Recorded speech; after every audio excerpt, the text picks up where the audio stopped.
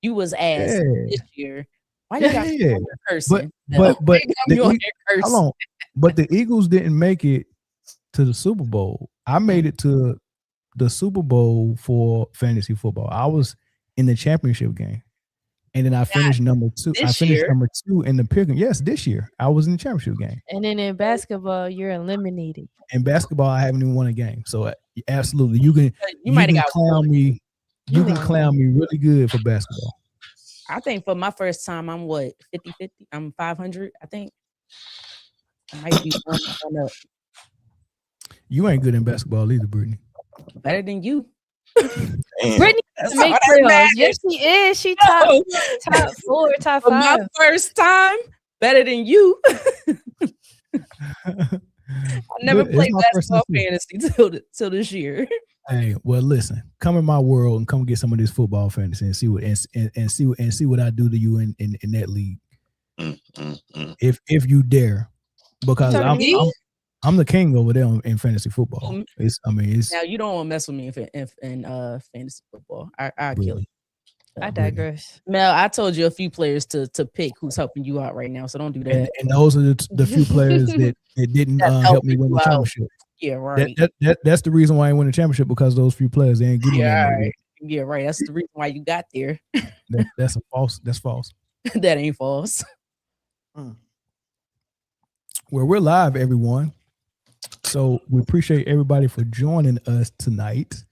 We're going to have a pretty good show. We got Bruce from the Format Podcast. What up? Anna Bull from No Bull Podcast. Brittany Monique from Sideline Speaks. And yours truly, Mel Senior. Did y'all see the show that Mel Jr. was on last week? I did. No, I didn't see it. Had some it. interesting perspective. I saw that though. Yeah, Mel Jr. joined me. He don't even like getting on podcasts.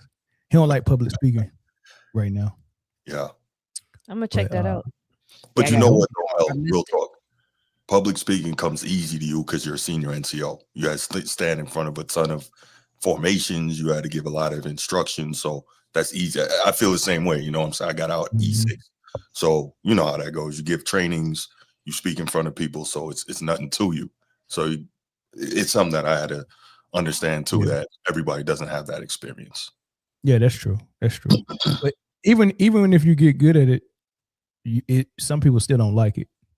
You know what I'm saying? Like I'll be waiting for it. I'll be like, man, I can't wait to.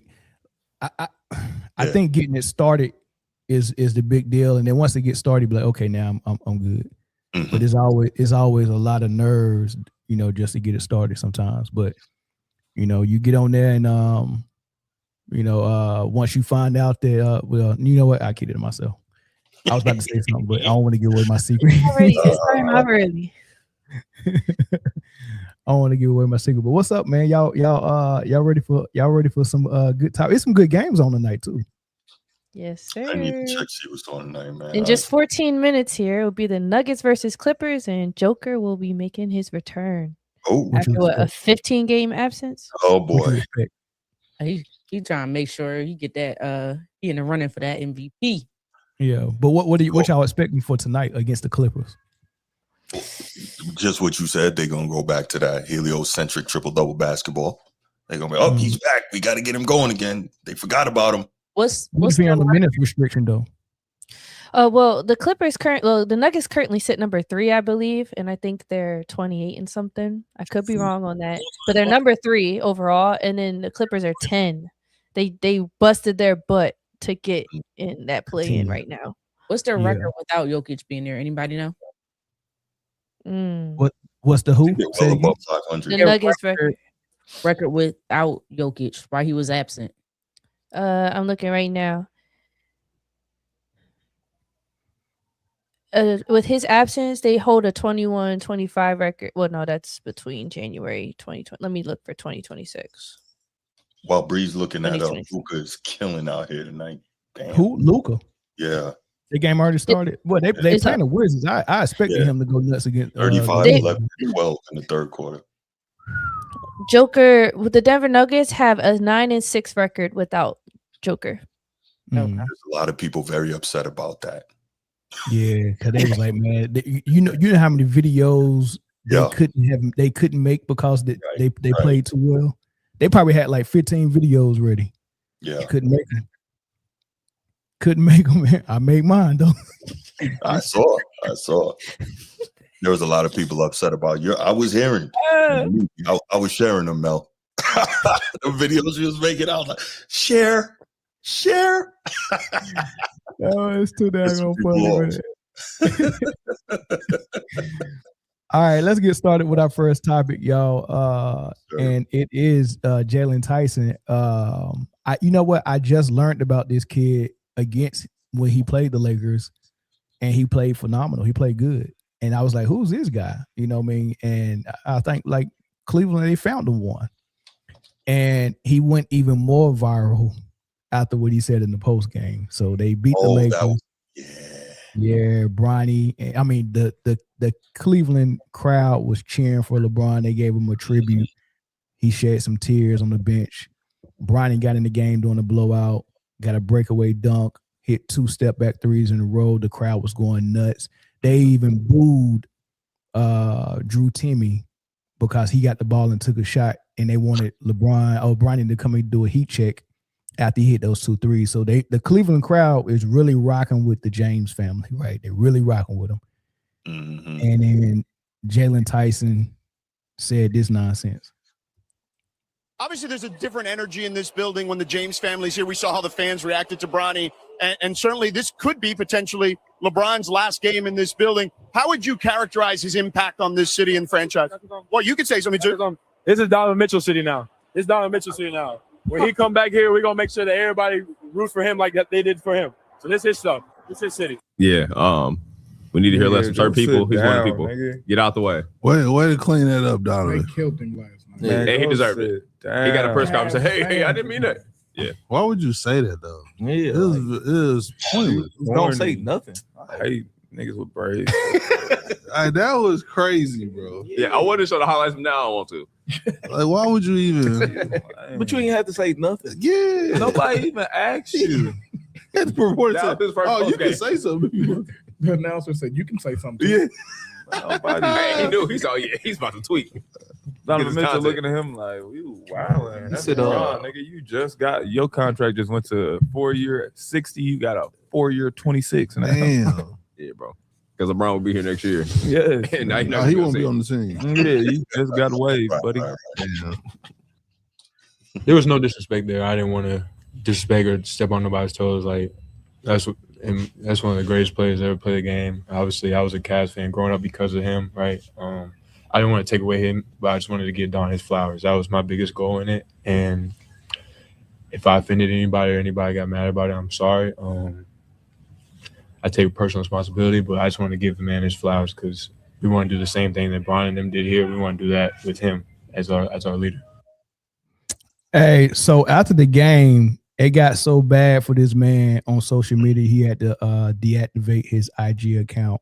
He was getting so much hate comments because they ride for the king, man. And my question to y'all, man, is this very disrespectful for him to say what he said, or was it just dumb? Me personally, I don't think it was either. I think, thank you. Like, stand on business. You and your competitive nature. It's sports. Yeah, he knows it's LeBron City. He knows LeBron was raised there. He was, people love him there. Yada yada yada. But that's not his team right now. Right now, it's Donovan Mitchell and all those guys' team. So stand on business. Don't be scared of that. When they come to your city, beat them. Make sure you go at them. So I kind of like it. So I don't know why he apologized. And if any sports people who play sports understood that, you wouldn't be bothered by it. You wouldn't be ticked off by it. Stand on business. Don't apologize for that. Even if you know the king coming this summer? You're not thinking about that in that moment, Mel. Like Brittany just said, he's a competitor. In that moment, he's competing. Like, yo, we just finished bodying you. This is, this Donovan Mitchell City now. And okay, it might have sounded crazy, especially being that it's in Cleveland. But I mean, does everybody does everybody have to glaze LeBron? What are we doing here? Secondly, let's look at it this way, like real talk. If you laugh at Mel, but it's disgusting, man. It really is. Like, he's a competitor. He said what he had to say. First of all, you a man. You didn't say anything that out of line that you should have had to back down off of your commentary. I didn't respect that at all. Like Brittany said, stand on business. You said what you said. It's crazy. And let's flip it the other way. If somebody had said something else, like whatever the opposite of that was, nobody would be upset, right? When people are, oh, the king, oh, my king, oh, I'd let my girl drown to save LeBron. Nobody got a problem with none of that crap, right? But this dude says what he says in the heat of a moment as a competitor and everybody going crazy, man. Okay, put it this way. If LeBron would have said that after he won the bubble ring, and said that this is, or one of his teammates said, they mentioned Kobe or something like that during the post game, and they said this is LeBron City now. Mm-hmm. Well, I think it would have been so absurd to say that, right? Just on the strength of volume, right? Kobe's got 5 championships, Magic's got 5, Kareem's got 4 there. So just for the sake of sheer volume, it would have been an absurd statement. So even if you say, okay, LeBron brought a championship to Cleveland, 1, Mitchell has none. 1, none, 5, 1, different. You feel what I'm saying? Yeah. I don't see it as quite the same thing. It's not quite the same, but it's similar. Kobe got 5 rings, LeBron bought 1, but LeBron bought 1 in Cleveland, Mitchell has bought 0. Right. So it might be somewhat of a equivalency if you have a player saying this is Donovan City now, and this guy was born in Ohio. So, Cleveland is not where he was born, but it's kind of like that. Akron, Cleveland, whatever you want to say. But yeah, that's LeBron City. He cemented himself. He's the only person out of all these great players that even bought a championship to Cleveland. Right. So if you think of that, yeah, that's LeBron City for sure. And to say that this is Donovan City now, it's just as the possible disrespect can be seen as disrespect as well as it could be if they would have said the same thing and it was LeBron and Kobe in that scenario. And I find it disrespectful that he could king himself. That's how I find it. Like, come on, it's just competitors talking. Like, let him have his city for the moment. In the meantime, and that little victory. Yeah. Well, you know what's gonna happen when LeBron show up this summer, though. Oh, he's getting traded. He's not gonna forget that. Old boy's getting traded. He's going. That's it. He's gone. Yeah. As a matter of fact, before he even sign, make sure old boy gone before I even get there. That's how we'll know if LeBron coming back. If they don't re-sign or they trade that kid, Jalen Tyson, that's how you know. Oh yeah, LeBron's on the way. LeBron is on the way. Well, LeBron didn't trade Austin Reeves, right? When Austin said,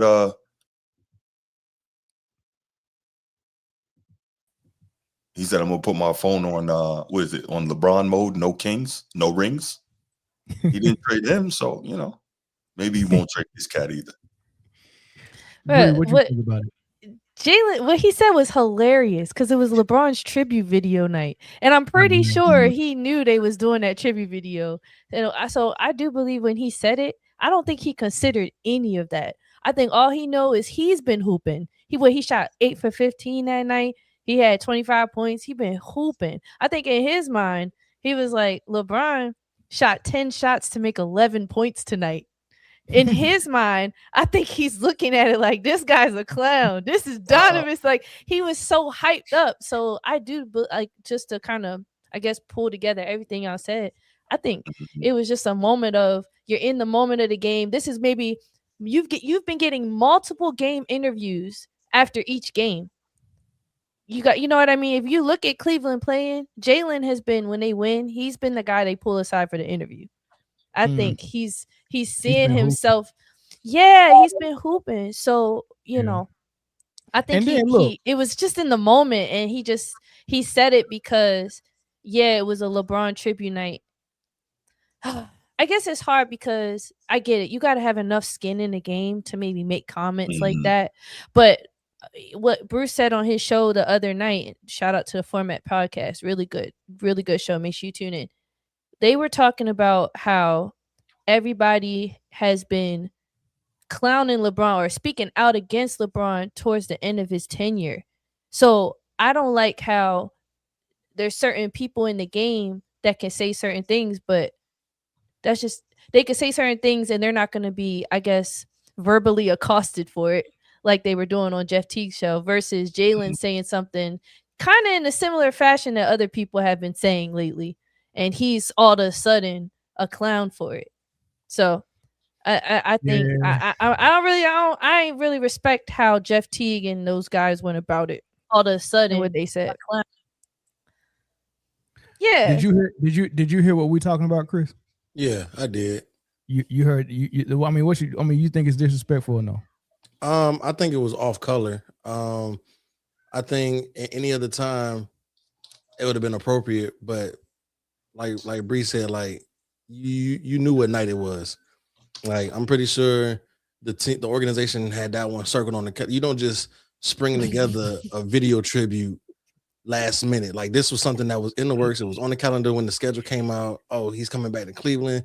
This could be his last time. They even wore the throwback jerseys that he wore predominantly when he was playing there. I feel like all that was intricate. You know what I'm saying? So you knew this was happening. Granted, y'all had a great game. Y'all blew them out. Cool. You in the moment. You hype about it. As much as I don't like to give LeBron credit, LeBron has done more for the Cavs in that city than Donovan Mitchell has. Yeah. I mean, the mind frame of Tyson might have been like, we got a great player here, a perennial all-star, someone that we were relying on to take us deep in the playoffs and hopefully get a championship sometime soon. We got this player here. I'm all for taking a step back and embracing and acknowledging what LeBron did for Cleveland, especially when he come back and play against us. But I don't want that to overshadow what we got here now with Donovan. So I guess he was just trying to drive the point home to make sure, hey, look, man, keep the spotlight on this guy. We already gave him a tribute video, and we already embraced his son when he got in the game at garbage time. But now in the post game, don't ask us about freaking LeBron. You know what I mean? Like, keep it about what we got going on here. And I think he was trying to bring the spotlight back to Donovan, but he didn't have no tact when he did it. You know, I think if he was a little bit more tactful, he could have done it where it didn't seem disrespectful, because he's gonna be on the Hornets next year. Or the Nets. That's all that matters. So I don't know. I just didn't take it that deep. I just felt like he was being a competitor. They came off a big victory. And if LeBron personally, if you don't want nobody saying that, then get more than 11 points, 3 for 11. Show up a little bit more. I don't care how old you are. You still want to play? You still crowning yourself? Then show up if you don't want nobody speaking that language in your city that you grew up in. That's how I am. 100%. Yeah.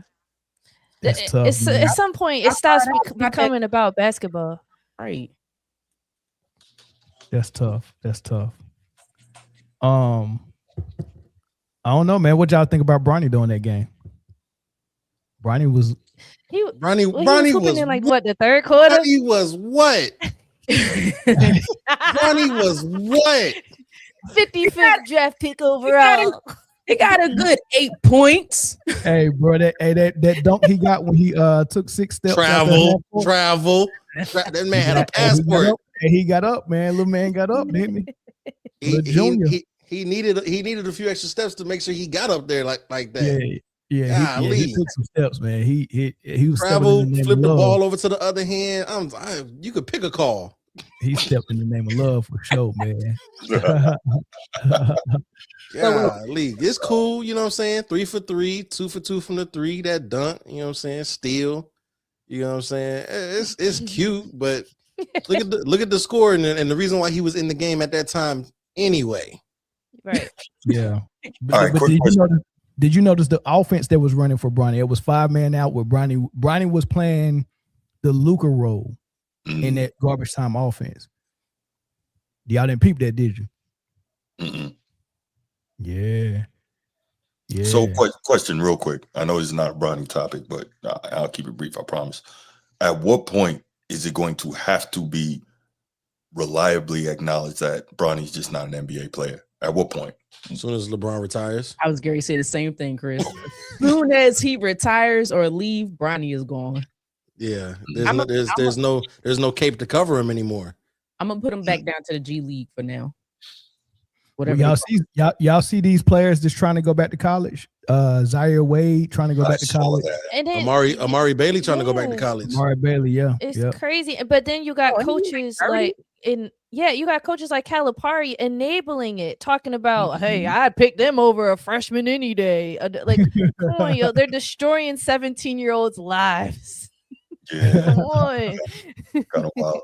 Somebody somewhere found a loophole or a sliver of a loophole, and now everybody's trying to be like, oh, well, that applies to me too. And I don't agree with it. It is gonna tank college. It is gonna shunt those freshmen and those sophomores that are trying to, you know what I'm saying, make a name for themselves and stuff like that, because guys like Amari Bailey, who have had minutes in NBA games, if they do allow them to go back, you know, you've experienced that different level of competition. You go back down to college, it's like as if, you know, you done left high school and you done went back and you beating up on all the high school kids in the gym now. And what the college coach is gonna do, who depend on wins for their contracts, they're gonna what? They're gonna glaze them, and they just gonna play. It's gonna be a glaze fest. Yeah, it's gonna be a sticky situation for sure. But I think the NCAA has been real tight to the chest about it, about not letting it happen. I don't know if there's any new developments. I know I just seen the notification about Amari Bailey today. I saw that too. I don't know if there's any new developments where like it's becoming more possibility of it being a thing. But what I heard when like this stuff was first going on was that the NCAA was like, there's absolutely no way. You know, once you declare, I think they said that you don't even like get drafted, but once you declare, you lose your eligibility. I thought it was only that way in football. I thought you could go back in basketball. I didn't know for sure. After like getting drafted? No, not after getting drafted, declaring. Oh. After declaring for the draft. It's only for right now for NCAA, and they're still rewriting this, but it's after you've been signed. You can't go back. Okay. So if you sign the dotted line, you can't go back in, allegedly. And the president is cracking down. He doesn't even want G League players coming back to play. But what they've done is open themselves up to a whole bunch of lawsuits. That's what's really going to start happening. So why we'll probably start to change. What's going to go back? I was about to say, what is the perks of going back to get redrafted? Money. The NIL. Yeah, NIL now. You can get paid more. Yep. Say you're a baby or a freaking NBA Africa or whatever. All right, I hate to be stereotypical, but say you got children and you need to make some money. You can need to make a quick come up. Yeah. You know, I'm gonna go back here. They're gonna sign me. Why not? I played pro. Blah blah blah. Now they're getting sponsorship deals and stuff. But you go back. If let's say that they can go back. How many years of eligibility do you think you getting back? 3, 4? You're not getting enough back to make a decent bag. You get 4. Apparently, you get 4 seasons, 5 years, or something like that. You get at least 5, and then that's what right now the NCAA is like. We might have to reframe the redshirting. People who genuinely were using redshirt because maybe they truly got hurt or need another opportunity, it's possibly going to be taken away from them to prevent guys like this from abusing it. And the COVID year messed that up too. At what point are you going to pass that eligibility? Because there are some dudes, I don't know about basketball, but I know in football, I think some cat played his 8th year this past season. Trinidad Chambers. Trinidad Chambers from Ole Miss. Boy, that's crazy. He like 40. No, Trinidad, the quarterback for Ole Miss was in his 6th year of eligibility. I thought this was his 5th year. That's insane, dog. And the thing about it is he and Ole Miss put in a waiver for him to come back next year. NCAA denied it. Yeah, and I think they're taking legal action to try to get through it. But he didn't play his first 2 years in I think so on the lower level. So that's what he's pushing back on. You know what? I'm gonna go get me an NIL deal. Forget this crap. Right. Yeah, you can go back. I'm gonna go back. Soon as Brittany I'm gonna go back. soon as Brittany get on that court, try to plant that leg, that knee finna go the wrong way. You know what? I ain't got it no more. I ain't got it. Her LCL is strong. Stop playing. I just learned about LCL today. That's why I used it. But I don't. If these cats want money so much, what's wrong with going to what Michael Beasley and Lance Stevenson got going on? What's wrong with expanding the big three out? What's wrong with going overseas? Cats getting money. How much is Dwight Howard over there getting in China whooping on cats? You know what I'm saying? What's to stop the men from starting their own 3-on-3 league like the women did? I'm just wondering, like, you know what I'm saying? They got the big three already, so you know. Yeah. Yeah. There's so many avenues instead of going back to robbing kids of their college time, because the percentage of people who make it to the league is already little. The percentage of people who can make it to college and play basketball, whether it be on a scholarship or however you got there, it's small. So these kids is relying on this ability to showcase their talent and get to that next level. If you going back, you robbing these kids of that, you stop it. And then what happens to the NBA when these kids phase out? They ain't got no playing time, they don't get no experience playing. Now they supposed to get drafted, and now we getting these awful draft classes of kids, and then the league just goes into this state of stagnant for however. No, I'm not. I'm glad you're saying that, Chris, because they're not thinking, bro. They're not thinking. They're just waiting to see the repercussions and then act. Like, they're not proactive at all with this, in my opinion. They doing a lot of just reactionary thinking right now. It's gonna lead to nothing but bad news. It's not. It's only a few nepo babies out here that get drafted off of averaging 4 points a game. Preach. In the 5. college year. Get it right. 5. I thought it was 4.5. I heard it was 4.5. Okay, they round up. It was like 4.7. They round up. Mel, what is this screen name, bro? What is this? That is my brother SS Impala. Game recognized game, and a lot of former players are not content with being a sucker and turning the cheek to being a sucker and turning the cheek is wild. To Brian shenanigans. Yeah, for sure. Ain't turning the cheek. Sheesh. I shouldn't be laughing. Oh, I'm sorry. Digress. My son asked me today. He said, "Dad, why you always say pause?" I'm like, I'll explain to you one of these days. Not sometimes today. It's necessary. Right. Sometimes it's necessary, yo. Said not today. He's 9. That's not today, brother.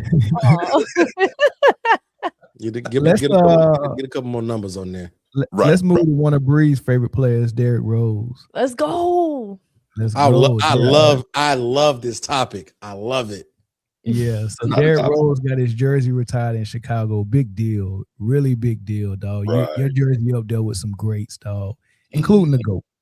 Right. But Draymond Green was on this podcast and he said some things. He was giving Derrick Rose his flowers, and he wanted to go a step further to show you how important Derrick Rose was to Chicago by saying Derrick Rose or LeBron. Derrick Rose. He's the most important player in Chicago basketball sports, including Michael Jordan.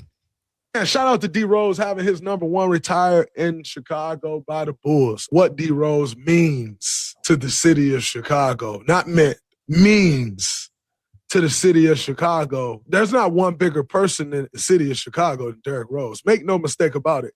You heard what I said. There is not one bigger person that means more to the city of Chicago than Derrick Rose. With all due respect to MJ, I love MJ.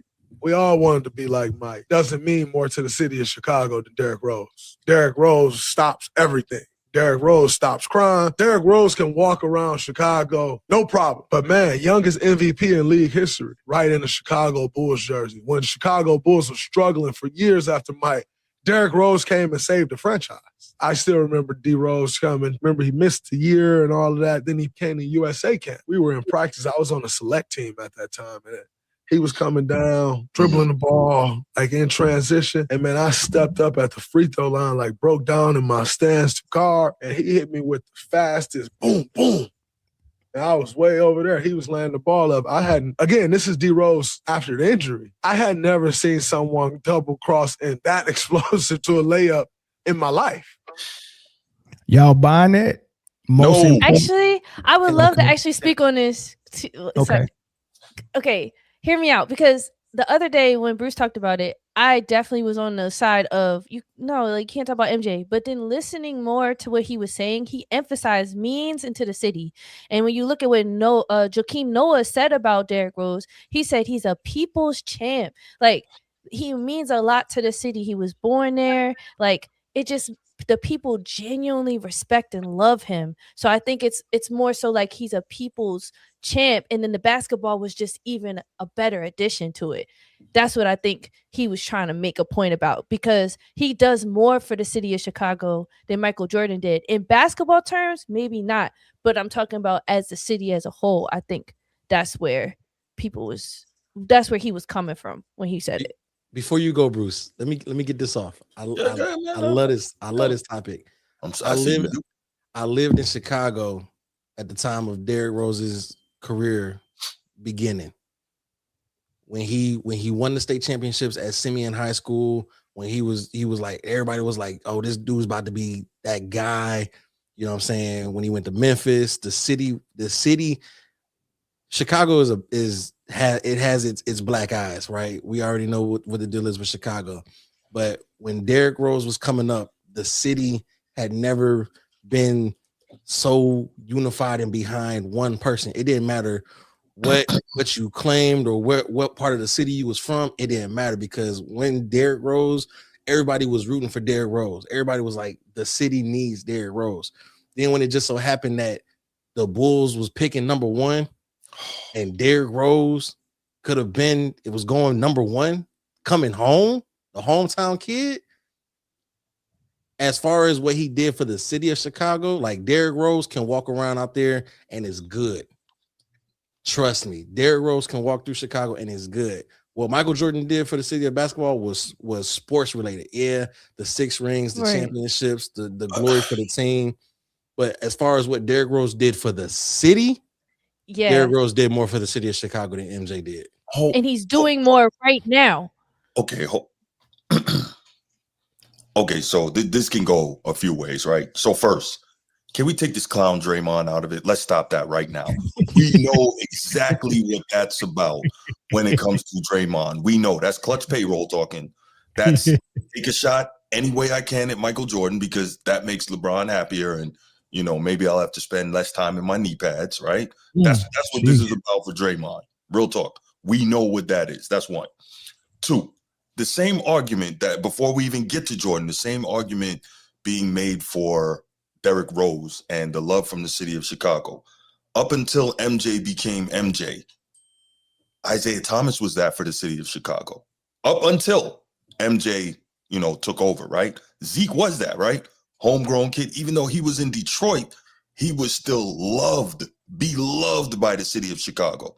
It's only until MJ became MJ and, Zeke and the Pistons did what they were doing. So I think that is, I think that's the difference in what we're talking about. So we could compare Zeke to Derrick Rose in terms of love by the city of Chicago. Now we come to Michael Jordan. Obviously, don't need to run down the bona fides on the basketball court. But even if you look at it, did Michael Jordan not have the economic impact on the city of Chicago similar, obviously not dollar for dollar, but similar in terms of time frame, like what LeBron has had for the city of Cleveland, right? In terms of all the money generated, all the tickets sold, all the revenue, all the restaurants, so on and so forth. Michael Jordan did the exact same thing for the city of Chicago. So what is this business of Derrick Rose has done more for the city and means more to the city? It doesn't add up. And this is not me. I don't have a dog in the fight. I'm not from Chicago. I've been in Chicago twice in my life. Great city. But I'm not from there. I'm not per se a Jordan fan. I'm not per se a Derrick Rose fan. So I really don't care either way. But I just find it disingenuous. And I think that I can be objective about it in how I see it. 1, we know what Draymond's doing. 2, if we look at it, Isaiah was Derrick Rose before Derrick Rose. And if we look at it, Michael Jordan did just as much, if not more, for the city from an economic and basketball standpoint that Derrick Rose ever did. Because there's no way you can tell me one MVP and a couple of deep playoff runs can match up to 6 championships and 2 three-peats. And I'm not just talking on the floor. I'm talking off of it. It doesn't. But so I think that's the problem that people are getting hooked up on. Nobody is saying Derrick Rose did more economically or sports wise. It's emotional and sentimental because this kid from Chicago gave all these other kids the hope and the belief and something to believe in and something to look up to, because everybody's like, oh, you got these guys that make it in the league and I can kind of relate. But for the city of Chicago, he was every kid in Chicago. Wasn't Tim Hardaway that also? Tim Hardaway was that too. Tim Hardaway's a Chicago city legend, right? Chicago is if you ask me, my humble opinion, right there with New York and Baltimore as like the best basketball cities in the country. So like all these cats that came out of Chicago, and I get it, Derrick Rose is loved, and maybe we see it differently because we have recency bias and because of the power of social media amplifying everything. But I wouldn't say that Derrick Rose was any more loved than Zeke was, than Tim Hardaway was, and I'm sure a bunch of other cats coming out of the city. But let me ask you this: how many of those guys played for the hometown team like Derrick Rose did? How and Derrick Rose, did he win any championships? No, but the fact that the team that he was on, the team that he was a part of, was the closest thing to glory since Mike's Bulls. So not only was he the kid that made it out of Chicago, playing for Chicago, you know what I'm saying, they were also competing at a high level, giving Bron work consistently every year. They wasn't laying down. They was 50, and I think they got 60 wins one year, maybe. They were competing in they were the 1 seed one year. I think matter of fact, the year he blew his knee, they were the 1 seed. Yeah, just the one, yeah. But they were in the playoffs, and it was something. That's what I'm saying. The emotional and the sentimental value to the city of Chicago. That's why he means more to Chicago than Mike did. Mike, economically, sports wise, absolutely. I mean, you can't discount the 6 rings. You can't, none of that. Cool, we got that. Mike is not from the city. Mike, you know what I'm saying?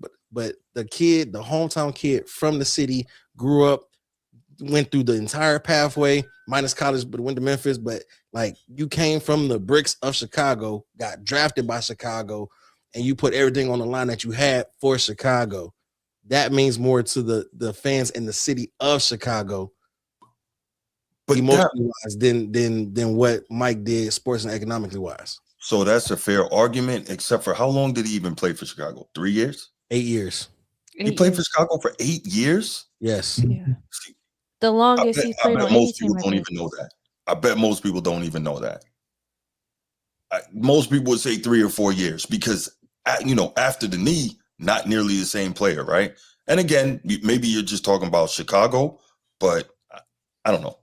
But I gave my stance, so I'm going to pass it. Well, look, I think the reason why so many people split on this is because Michael Jordan grabbed a different Chicago audience than D Rose. D Rose grabbed his generation. City.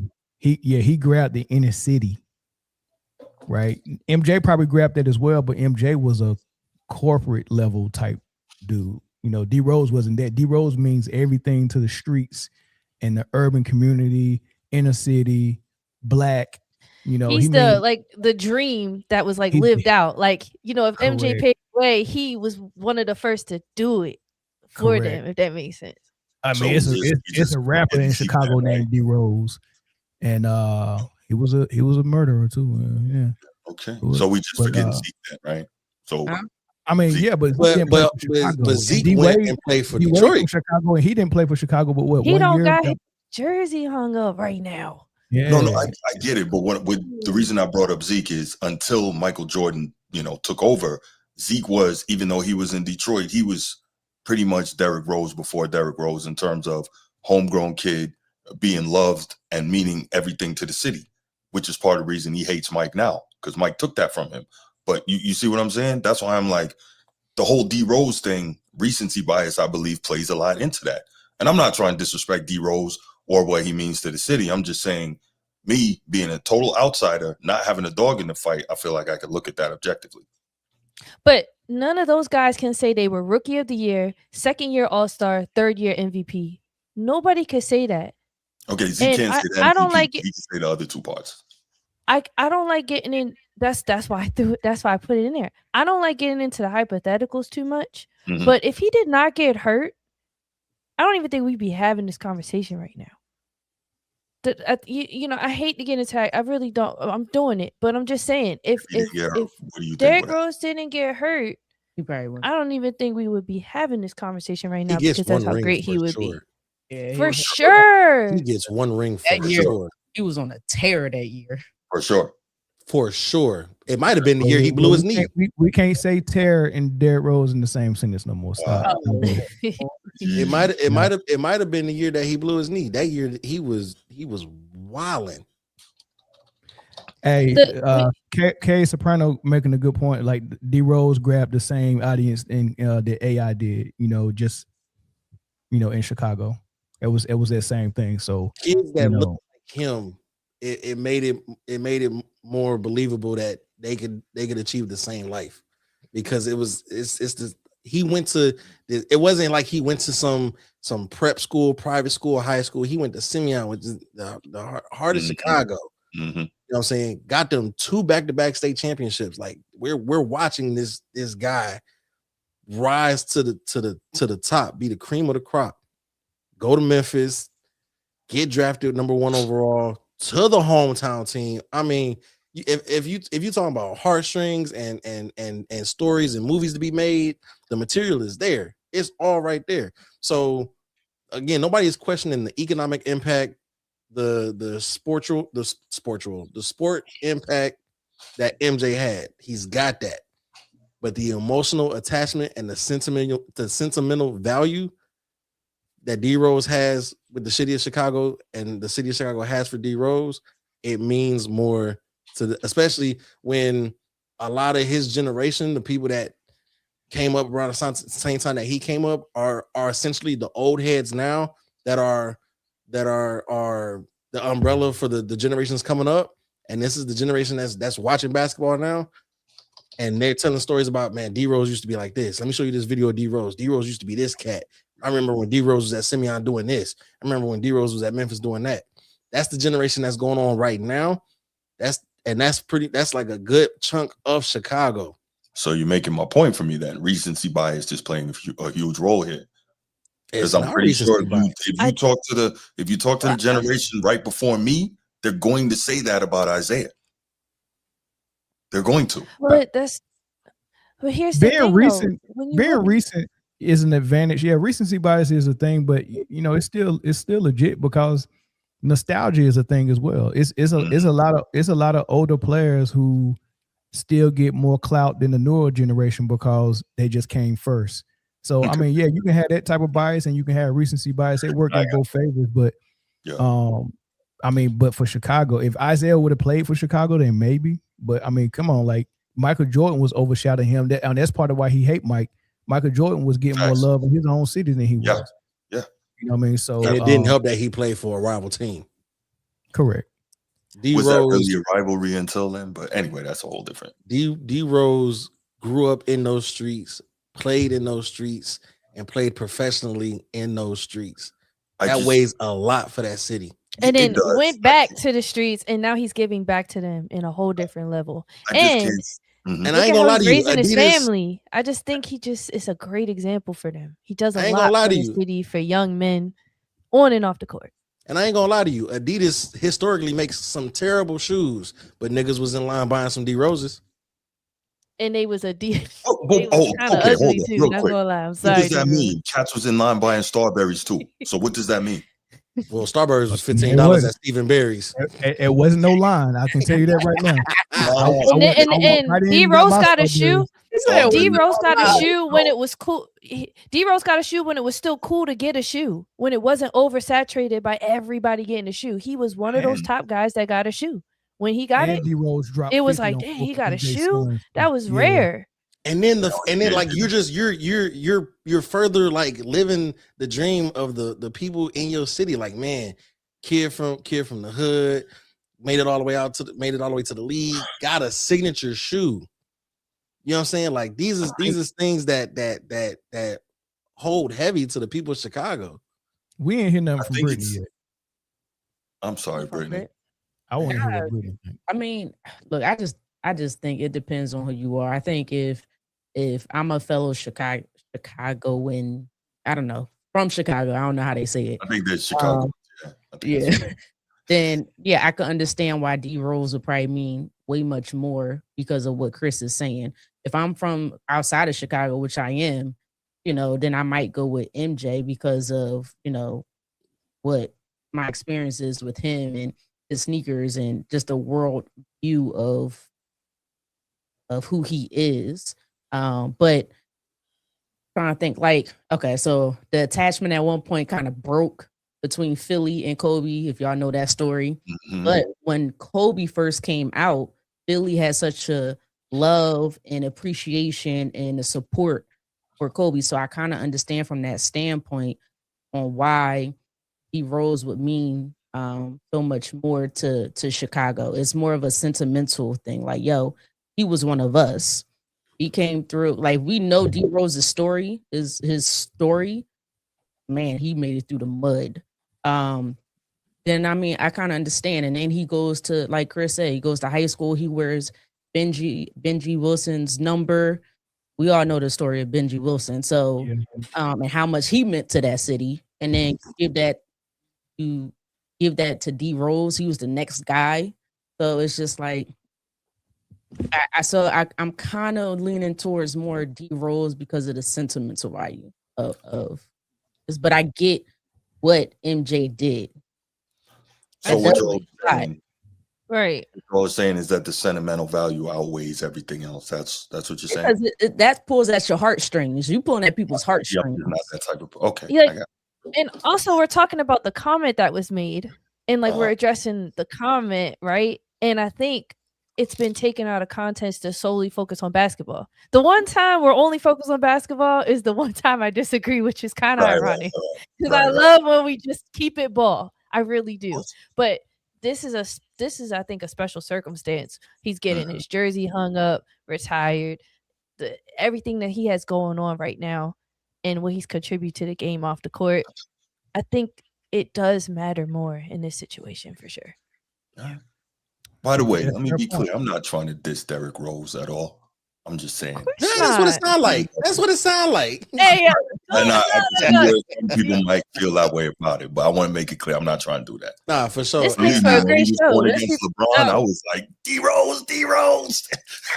You made some valid points, and it's true on what you're saying. I just think when it comes to the heart, and I think it's just D Rose matters more to that city than MJ. I think that's crazy, but I understand the argument. All right, we got the phone lines open, y'all. The number is scrolling on the bottom of your screen, 442-288-9352. Call in. Let's get your thoughts on this conversation about Derrick Rose and MJ. Who was more important to the city of Chicago, man? We want to hear it. There's a lot of people in the comment section that got opinions. Robin, I want you to call in because Robin is beside himself in the comments. I know he MJ. You're like, what? Y'all got Robin all the way effed up right now. It's MJ. I can get this. Robin is hot. All right, caller from what's good? Alabama, Mobile. What's up? Hey, what's going on? What's popping, man? Siobhan, what's good? Ain't heard from you in a while. Where you been, boy? Where you been, boy? Hey, y'all. How y'all doing? What's good? What's your hey. Hey, my thoughts. I agree with everybody. I would say this. Derrick Rose, I always feel like Derrick Rose, Isaiah Thomas, Michael Jordan, they all meant something to Chicago in just different ways. But in defense of MJ, I do agree with Bruce. But I go back even further than the championships. A lot of people don't remember, or maybe they just some people just don't do their history research. When MJ got drafted to the Bulls were not a good team. They were a terrible organization. People frowned upon the Chicago Bulls, and it wasn't until they drafted MJ where it was like, oh my God, we have hope. We have this light. Oh, we got this guy on our team. who would have thought you can get somebody like that on your team? Yeah. So that just brought a different hope and light and life to not just the Bulls organization and to fans, but to that entire city. So that's another aspect I think kind of goes, missing when people talk about why MJ was important to Chicago. Like, it wasn't just the organization. It was the whole city. Because people, remember in the documentary that like folks called Chicago like the Coke team? Yeah. During that time, the NBA had a lot of people on drugs and alcohol and all that kind of stuff. So, and Chicago was not a place that players actually wanted to play in. Mm-hmm. So I think that's something that people forget or they just don't know prior to MJ getting drafted there. So when he gets there, it's like, oh my God, we can do something. Like, we finally got something to cheer for outside of like the Chicago Bears.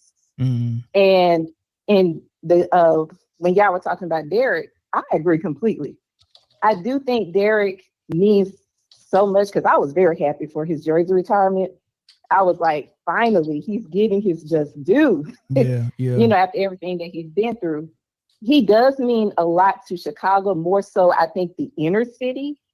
Yeah. But I don't know if he means a lot to Chicago as a whole, because you got different parts of Chicago. But in terms of the inner city and kids who grew up in that time that Derrick was playing for Chicago, it is going to hold a little more, maybe in some aspect to them, because they weren't around when MJ was doing his thing. Well, let me ask you what you think about how people were saying like D Rose can walk all through Chicago and be fine, no bodyguards, no nothing. And I think that might be true. MJ could too. Well, MJ can't walk nowhere. MJ can't walk nowhere. I think he could. Nah, MJ can't walk nowhere. Not in America. You remember, once upon a time, MJ get out there and play on those blacktops. Yeah, but I'm pretty sure it was some snipers on the roof. He ain't got pool like that. It was snipers on the roof. Nah, MJ can't go nowhere, dog. MJ is too big for the innocent man. They'll rob MJ clean, dog. They'll rob MJ clean. He needs protection like the president, though. That's a whole different level, man. Bruce, Bruce. Well, if you put it like that, I guess that's what comes with being the greatest of all time. Correct. Bruce, your witness. Because there ain't nobody else doing that. If that's gonna be the case, what you gonna do? What can you say? But like I said, with Derrick, he does mean so much to Chicago because he is the people's champ, and he is the first to come out of there to play for that team. Not saying that guys like Tim Hardaway and Isaiah, which we know Isaiah wanted to play for the Bulls, but they didn't draft him. Yeah. So, so everybody, most guys who are from there have, they have an impact in Chicago and in their communities in different ways, but what is Derrick's bonus is the fact that he was drafted number 1 by the Bulls and he got to play there and he's had success there. Yeah. Because would we have the conversation about him if let's just say he was drafted there, but he didn't have the type of success there? Yeah. Okay. You see what I'm saying? Like, it's different ways you can take it, but I'm still happy for him because it's well deserved. Yeah, 100%. It's well deserved. So that's all I have. Thank you so much, Siobhan. Thanks for the call. We need somebody from Chicago. Y'all have a good one. All right. Yeah.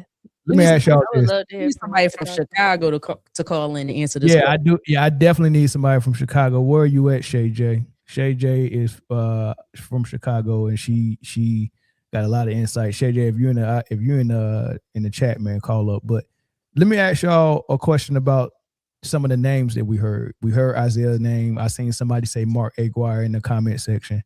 He's Chicago. Yeah, bad man. Yeah, bad. Yeah. He got his jersey retired as well over the weekend. But nobody said D Wade. So if we rank them, if we go Michael Jordan, Isaiah, Mark Aguirre, D Wade, D Rose, rank that from 1 through 5 as far as importance to Chicago. Mike, Zeke, Rose, Aguirre, Hardaway. What about Wade?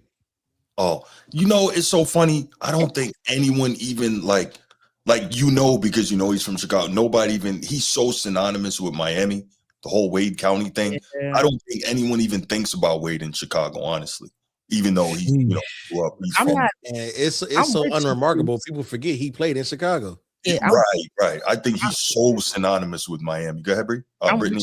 I'm with you, Bruce. It's like we know he's from there and he says it all the time, but it just feels like he represents Miami way more than Chicago. I'm not saying that's what he does. I don't know him. It just feels like that every time, we see him in an interview or he's talking. It's always about something going on in Miami. So I just feel like he became more Miami than anything. Is it because he looks like Rick Ross if he lost weight? No. Could it be that? Caller, Nino, what's up? Hey, Bruce, take this one for me because I've been talking too much. Or Chris, either one. Nino's my guy. What up, Nino? What you got, brother? Well, man, Bruce, you way out of line, man. This is what I be saying, bro. It gotta be a disconnect. Do you think Michael Jordan and like Mel says, you ain't thinking you just thinking from an old school perspective, which is cool. That's your perspective. About old school. Go ahead. But we talking about right now, the youngest, the YN, whatever y'all call them, man. My cousin here from Chicago. It ain't close. It ain't close. They ain't. My bad, guy. I'm saying you gotta think, like Bree said, half of the guys coming up, they heard of Mike. They know what Mike did. They respect Mike. They love Mike too. But we talking about a guy that's from the street, from the mud. Like you think I'm a big Bron fan, right? Al Jefferson is from me and Al Jefferson from Prentice, Mississippi. Yeah. Both from Prentice, Mississippi, Prentice High School. You think I care more about Bron than Al Jefferson? Al Jefferson better than Jokic. Hey, Mel, boy, I know I love Mel Tate. Al Jefferson was a bad man. He was a Celtic, Nino, and he was getting like 20 and 10 before they put him in that KD trade. KG, I should say. Hey, I love it. he was but so what I'm just trying to say, when it's somebody from your soil that it hit way different. It ain't like, I hear you, Nino, but let me say this. You said I'm looking at it from an old school perspective. Let's say that's the case. How is that any different from, to your point, the YNs having the recency bias? How is that any different? That's what I'm saying. That's what I'm saying. It's just and I think one of y'all said that's all it is, an error thing. The feeling that I'm trying to tell you, the feeling that MJ gave y'all, D Rose gave them that. No, it ain't have to be no championship or nothing. Like Chris said, when he was in high school, they had that same feeling. So it's, they seen the come up. You wasn't following it like that, so you ain't gonna see it. Well, no, Nino, and I hear you, but I'm just, like I said, to me, I don't know if you heard what I said about it earlier, but to me, it doesn't make sense that if you have three categories, right? You have the on the court, you have the emotional that they brought up, and then you have the economic financial impact. I don't know how one outweighs the other two. For me, that's just looking at it from a purely rational perspective. I don't know how one can outweigh the other two. That's all I'm saying. I'll put it to you like this, Bruce. I feel like the best way that I can say this is that what Jordan means to basketball fans around the world is what D Rose means to the people of Chicago. That's a good way of putting it. Right. Right. They see it right there. So Jordan, that's the best way I can put it. Okay. That's it. All right, Nino. Thanks, man. Appreciate it. All right, man. Yep. Yeah. Hey, that caller that was calling from Illinois, call back. Please. And while you're calling back, just wanted to give an update. Nuggets are up 33-27 in the first quarter. Joker has 9 points in 7 minutes. Oh, and Mel. Caller, what's up? Hello? Well, hold on. Go ahead, Brittany. I was gonna say, I put Candace Parker way above D Wade to represent Chicago. That's crazy. I love that. I truly love it. Yeah, go ahead, man. Where you calling from? I'm originally from the South Side. All right, we need your phone call, man. Hey, go ahead and school us. Hey, yeah, tell it. I'm gonna give you all the time you need. Go ahead. I'm a year younger than Pooh. Okay. We a day apart. Yeah. So he called him Pooh. Hey, you called him Pooh, so I already know you know what's going on. Go ahead. Matter of fact, my cousin went to the same school he went to, like 3 years above him, Simeon. But anyway, I love D Rose to death. He definitely had the city going crazy when he had that run with him and Noah and them. But I seen the last 3 years of Mike. I remember the last three-peat. Anywhere you go, if Mike came right now on the block, he finna have grown ass men. Mike, this nigga MJ over here. Everybody, Pooh ain't finna get the same. Shorty's Pooh like one of the guys, kind of like, what up, Pooh? What's good, bro? All you out here? He ain't finna get the same. Boy, even for the young niggas, you still wear Jordans. He's the greatest player ever. Do you know how proud Chicago we are to hold up Jordan as having to be the greatest player to ever play basketball? Stop it. So Jordan always gonna have that love over D Rose. I'm sorry but he got the street cast. Oh, Pooh definitely got love. He go anywhere he wants. But it's gonna be a whole different momentum with Jordan coming through. Any rebuttals? I feel like cut your YouTube off in the back. Cut your YouTube in the background. My bad. Yeah, go ahead. Go ahead, Chris. I feel like that's still kind of going to like how we splitting up on both sides, but I think that also plays into the fact that like those grown men that'll be chasing Mike is more so like fanning out. I don't think that's like real love. I think that's just the fact that you're starstruck that you see in Mike. But D Rose gets love in the city. Like the city loves D Rose. Hold on now, Chris. You got somebody from the shop. None of us, as far as I know, are from Chicago. 6'8". I ain't moved to Iowa till I was like 30. Right. So you got somebody on the line who can actually speak this. I've been through all that. I've been over East, South Shore, West Side. Come on. D Rose definitely get love, but it's not. Come on, we know Mike the greatest. At least we still know that. D Rose one of the greatest boys, but it was too short. And a lot of these shorties ain't really even up on D Rose like that because he was really done by like 2011, like at his highest stint. So they mow off of Kyrie and Curry and stuff. And what's the other boy name now? D'Angelo Ball and stuff. I think we're missing the point of the topic, though. I think we're missing the point of the topic because I think we're blurring the lines between who we think is greats of all time and the impact that they had on the game overall versus Chicago and the impact that Derrick Rose has had. And just the topic from the conversation. I guess that's the point I'm trying to say. I think Michael Jordan obviously had impact in Chicago, but he had worldwide impact where we're just talking about the impact in Chicago that a person has had. Michael Jordan, that's from there. Michael Jordan Go ahead. Michael Jordan gave Chicago sport pride. D Rose gave Chicago city pride. I mean, but yeah, we got them though. I mean, D Rose, he ain't even the greatest one though. You can say Isaiah Thomas is better than him. How y'all feel about Wade? How y'all feel about Wade, y'all? Better career than him. How y'all feel about Wade in this season? Technically, D Wade kind of really from the outskirts of the Burbs. I stay in the Burbs too a little bit, so they don't really. And all that. I'm just gonna. Hey, I ain't trying to say nothing, but the Fruit Loop thing really kind of weighed down on him too. We knew that. We knew that one. On the trenches ain't rocking with that. Yes. See, Mel, we knew that one.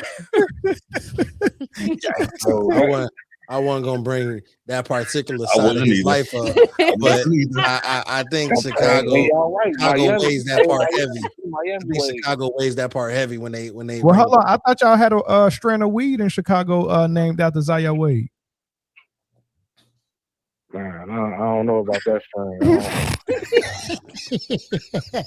I'm straight. I'm on a ranch tip. All right, man. Thanks for the call, bro. All right, y'all be cool. Love y'all, black people. Peace, All right, brother. hey, we love y'all more, man. Appreciate it, dog. Hey, you know what? Anybody smoking this strain?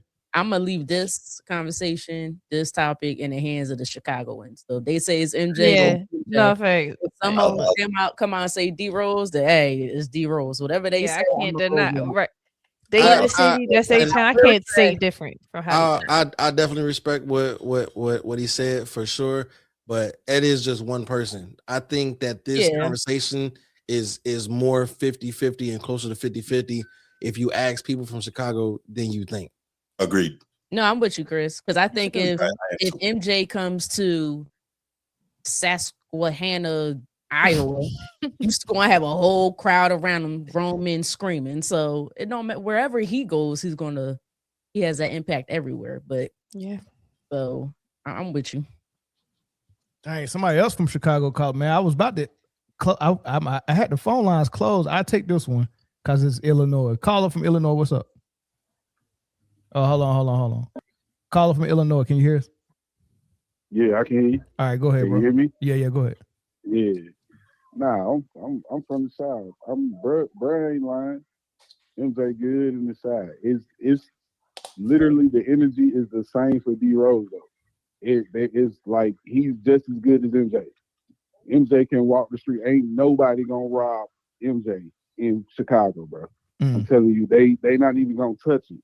For one, the OGs ain't gonna let nothing happen to him. The young niggas gonna respect him because they wearing his shoes. Like, it's MJ. But D Rose in Chicago, he's looked at on the same status as MJ. It's all love. D Wade, not so much. What about Hey, what about Candace Parker? Candace Parker? Him off, man. He started messing with Gabrielle, bro. Like, she out there. They crazy. What about Candace Parker? Where she rank at for y'all? Candace Parker is up there. She one of the like we look at her as a dog. Like Candace is respected in the streets. Like a lot of people don't know WNBA ball, but they know who Candace Parker is because of what she did in the city. And she got y'all a chip too. D Rose. He went. You say what? And she got y'all a chip too. Yeah, exactly. She came home and got a chip. That's what I'm saying. True. Yeah. Like, and that right there just boosted her up within her community, like with women's basketball. Like the girls in the South look at Candace Parker like she MJ. Sheesh. I respect it. Yeah, I respect it's all love. Like anybody the girls in the South looking at D Wade too. Nah, hell no. What about Zeke, bro? What about Zeke?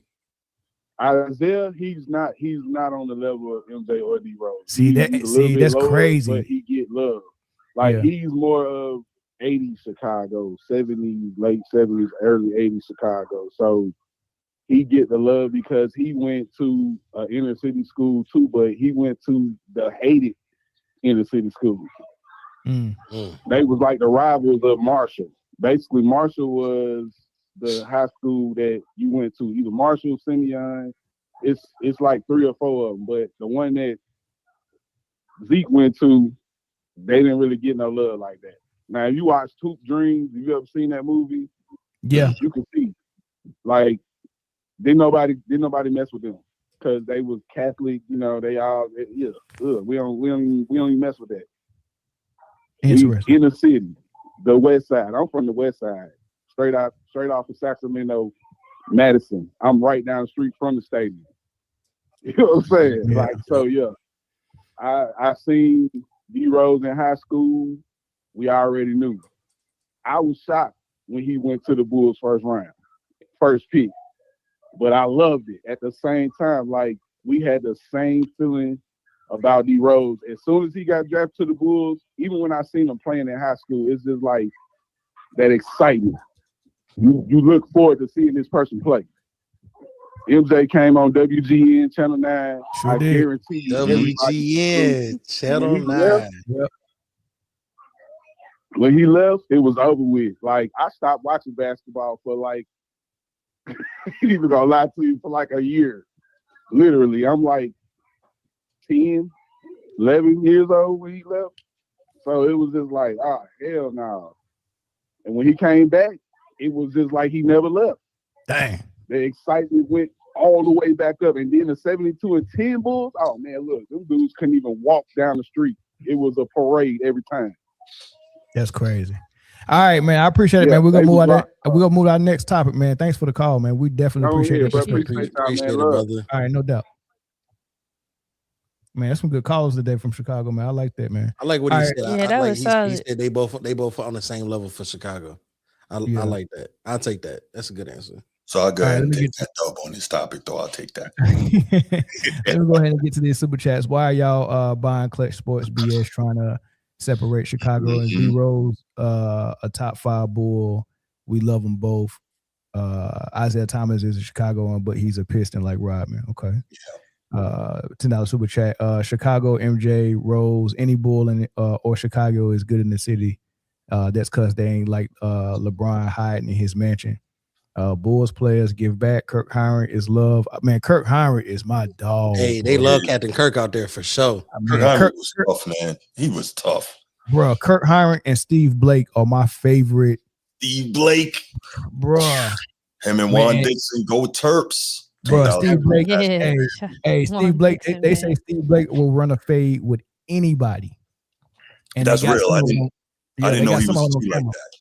Oh no! Okay. Pull up the fight he got in at practice when he was playing for the Lakers. Wow. Okay. Hey, and they said he was on go mode all the time. How Caruso is. Yeah. Steve Blake was like that, but I think Steve Blake's a better shooter than Caruso. Yeah, he was. Yeah, he was tough, man. I remember him in college, man. Used to love him. Yeah. D Wade betrayed and joined the enemy, but he from here, so he's okay, not loved. Shy protect their own. We up there with any city on sports. FNY FLA. This Chicago. I ain't know Wolfio was from Chicago. Up there with any city in sports, really? What he said? LA, New York, Boston. That's just not true. That's just not true. We want to be like Mike. Rose is our brother. And last one, he said Zeke is respected in Chicago, not love. Okay, all right, good stuff. Yeah. Somebody said D Wade is loved in Milwaukee. Am I missing something? I'm Milwaukee. Oh no! Because of Jeffrey Dahmer, I think. I'm scared. What? So they both eat meat. That's what you saying, bro? Okay. Jeez, how did we get here? I thought that's where we were going. I don't know. Get here? Come on, Mel. Golly. I'm just, hey, Bree said it. I'm just trying to clarify. I'm asking clarifying questions, man. Hey, right now it's 39-32 in the second quarter with 7 minutes 28 seconds left. Denver up by 7 points. I'm sorry. And Jokic. So this is what I like about Jokic's return, and this is what I was saying on all my videos. Denver got out rebounded tremendously without. They didn't have Gordon half the time. Jokic was gone. They didn't have Valanciunas over half the time, and they didn't have Jokic. Those are their top rebounders.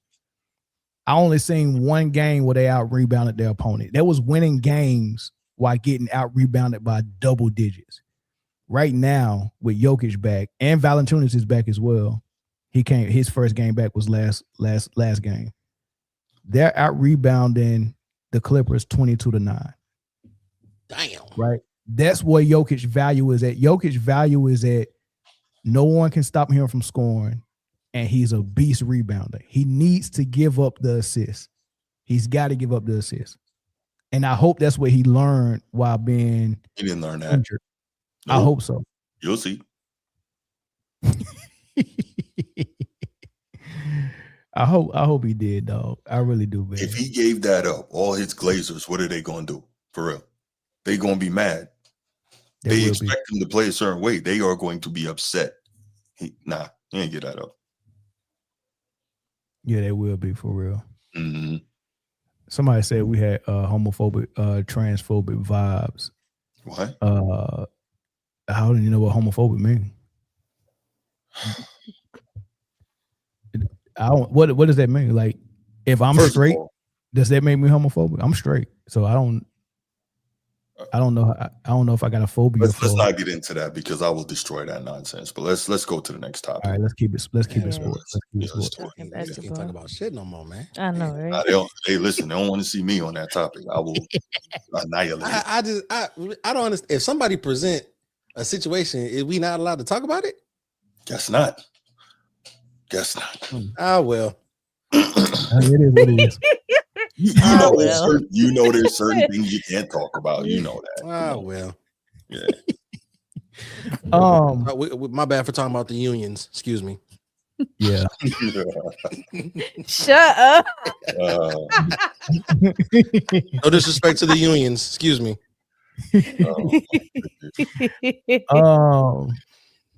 Hey, can I show y'all my MVP stuff? Let's do it. What you got? Oh, we love a good male Each visual. girl Paulie says it's We love a homophobic, good male overlay. disrespectful. Wade. A good. Leave it alone, Bruce. We on to the next. All right, so here's my MVP thing. I'm gonna present to y'all. It's gonna take me about a minute and 30 seconds, but I want y'all to tell me what y'all think about it. All right, let's recap. We all know that the MVP trophy is named after the GOAT, Michael Jeffrey Jordan. So I like the man government. I like to, right. I'm glad he don't know my middle name. This man put his whole government out. What's next? The social security number? Come on, man. Can I get through this? Oh, my fault. My fault. It's been a minute. Let me start over. All right. So hold on. All right. So we know that the MVP trophy is officially named after the GOAT, Michael Jeffrey Jordan, right? Mm-hmm. And so I take Jeffrey Jordan as a Bree. If you don't stop, you gotta let me get through it. It was Chris. So I take Michael Jeffrey Jordan as a standard, dog, and the things that I value when it comes to the MVP trophy and the MVP award, which is the most prestigious award in basketball, I value your availability. Michael Jordan was someone who played 82 games more often than not, right? And if you look at the 87 season when he won his first MVP, this man played all 82 games. He averaged 35 points, which gave him the scoring title. He got the steals title. He won Defensive Player of the Year. So he was a fierce competitor on both ends of the ball. And he had his team in a good playoff spot as well. So I value all of those things. And I put it together. And your team success, with the foundation of your offensive value and your defensive value is how I kind of look at you and grade you with MJ in mind, right? So offensive value, whatever you do offensively, I want to see what it led to. Did it lead to your team being a top-rated offense? Your defensive value, I want to see what you did. Did it lead to your team being a top-rated defense? What was that? And then overall, your team success as far as your records. Go ahead, Brittany. Can you say that second one again? Your defensive value, whatever you do on the defensive end, did it lead to your team having a top-rated defense? I just think there's one thing missing on here. Although you did speak to it regarding your standard. But I think now that there's been a newer rule, and it's definitely been a part of the conversation recently, recency bias, shout out to Bruce, you should include availability now. I do. Yeah, I do. Where's it at? I didn't see it. That was the first one. He made that graphic like 7 years ago. He ain't updated. Who ain't update? Well, hold on. I thought he did update it. I thought that was the whole point of the speech. Yeah, the first thing I said is that Michael Jordan played 82 games, so that's the standard. Oh, okay. 82 games is the standard, right? So once I punch all my numbers in, I get my top 5, right? Oh. That's not in order. That's just names randomly, right? Luka, SGA, Jokic, Cade, and Jaylen Brown. That is my top 5 for MVP, right? And if you look at all those red marks, I consider you a fully qualified candidate if you are doing all of these things right here. If your offensive value is great and your defensive value is great, along with your team success. If you're missing one of those things, you can still be a candidate, but you won't be a fully qualified candidate in my book. So Luka and Jokic's defense disqualifies them from being a fully qualified candidate. And you can see with them not being two-way players, it leads to their teams being ranked number 23 and ranked number 25th in defensive rating. So they're hurting their team with their defense. MVP shouldn't hurt their team. Just based off of this, I'm going to go ahead and say you got SGA as your top just because he has most categories green. Correct. My top three is SGA, Cade Cunningham, and Jaylen Brown. All right, thoughts? I'm not mad at it. Yeah. I'm not mad at it. That's a solid top three. So you have Jaylen Brown third? Correct. I got Jaylen Brown second. But I'm a Celtic fan, so, that's not why. When did you get him at second? Because he been rising all season. Like he started at the bottom. Yeah, he definitely started at the bottom. Probably about a month ago, solid. Because I'm seeing like how he really, continued to, like realistically, he's carrying this team, right? Not that it's not a well-constructed team and he's not, getting a ton of help. Peyton Pritchard stepped up, Derek White doing his thing, great. But Jaylen Brown is playing at a level that maybe a lot of people didn't think he could play to. And he has the Celtics legitimately competing for the first seed in the East, which I think none of us thought that they would be in position to get without Tatum for either the bulk of or the whole of this regular season. Mm-hmm. And I, just to further his point, I'll be quick because I'm right there with Bruce. I look at both teams when they play. I think the Pistons are not yet playoff ready. Specifically offensively speaking, and they were blessed to get Duncan Robinson there on the wing to therefore provide better outside shooting for their team. And yes, I'm not going to knock the Pistons' rise over these past 3 years. I'm not going to knock JB Bickerstaff or what Cade Cunningham is doing, but they are a defensive-minded team. And when we look at MVP, and if both of these guys are pretty much even on according to Mel's scale, which I feel like we can use as our standard here. I do agree with it. I would say it's more impressive to me that the Celtics are, in my opinion, not as a whole better than the Pistons, and yet they're still doing what they're doing and could possibly end up first overall by the end of the season. Here's an interesting thing. If you look at the offensive rating for Detroit, they're ranked number 12. Right. And Boston is ranked number 2, right behind Denver. Right. But if you look at the defensive rating, Detroit is ranked number 2 and Boston is number 12. So they flip-flop. So the strength of Detroit is really their defense, but their offense is not bad. That's middle of the pack. That's number 12. And it's the opposite for Boston. I thought that was interesting. It is very interesting. Yeah. I want to hear your thoughts, Chris. Nah, my beef is with you saying that the Pistons ain't playoff ready. I don't think I seen them in person. It's a little different. What that mean? To me, that's I've been watching them, but when you actually see them in person, even playing without Cade, I don't think they're ready, bro. They make too many small mistakes that are gonna change the game for them come playoff. They're very showboaty. It's fun to watch them dunk. It's fun to watch them be so What? The game I went to, they had like 3 windmill dunks, bro. They be dunking. That's regular shit in the NBA now. 3 windmill dunks is normal. Like, they aren't shooters. So what they have to do is get a lot of points in the paint. They have to do a lot more to get where they do. Lead the league it's fun. in points it's way in the more paint. Fun to watch. They lead the league in points in the paint. Right. And they lead the East. They're the number 1 team. So whatever they're doing is working clearly. Okay, Sacramento Kings were number 1 in the West a couple years ago, and they lost the first round. Oh, we gonna hold on.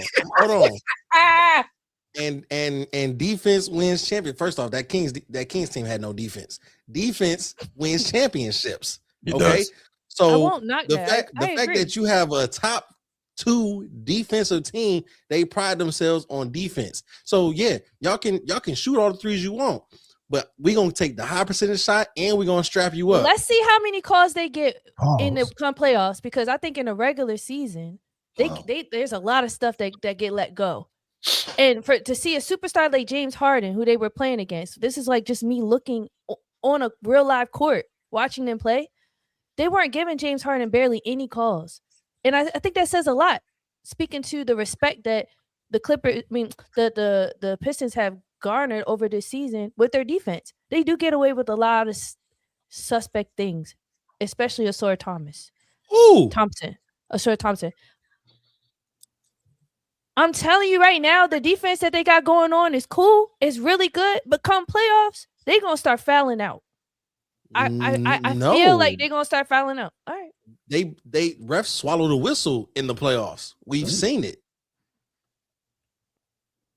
Okay. So if anything, the defense that they playing now is finna be Alcatraz come playoffs. I think I hear, okay. I'm not going to knock that defense wins games. I totally get that. However, what we're seeing in these past few years in the current state of basketball, they're going to have to put the ball in the hoop on the other end. And right now, they're not playoff ready to do that. They're just not.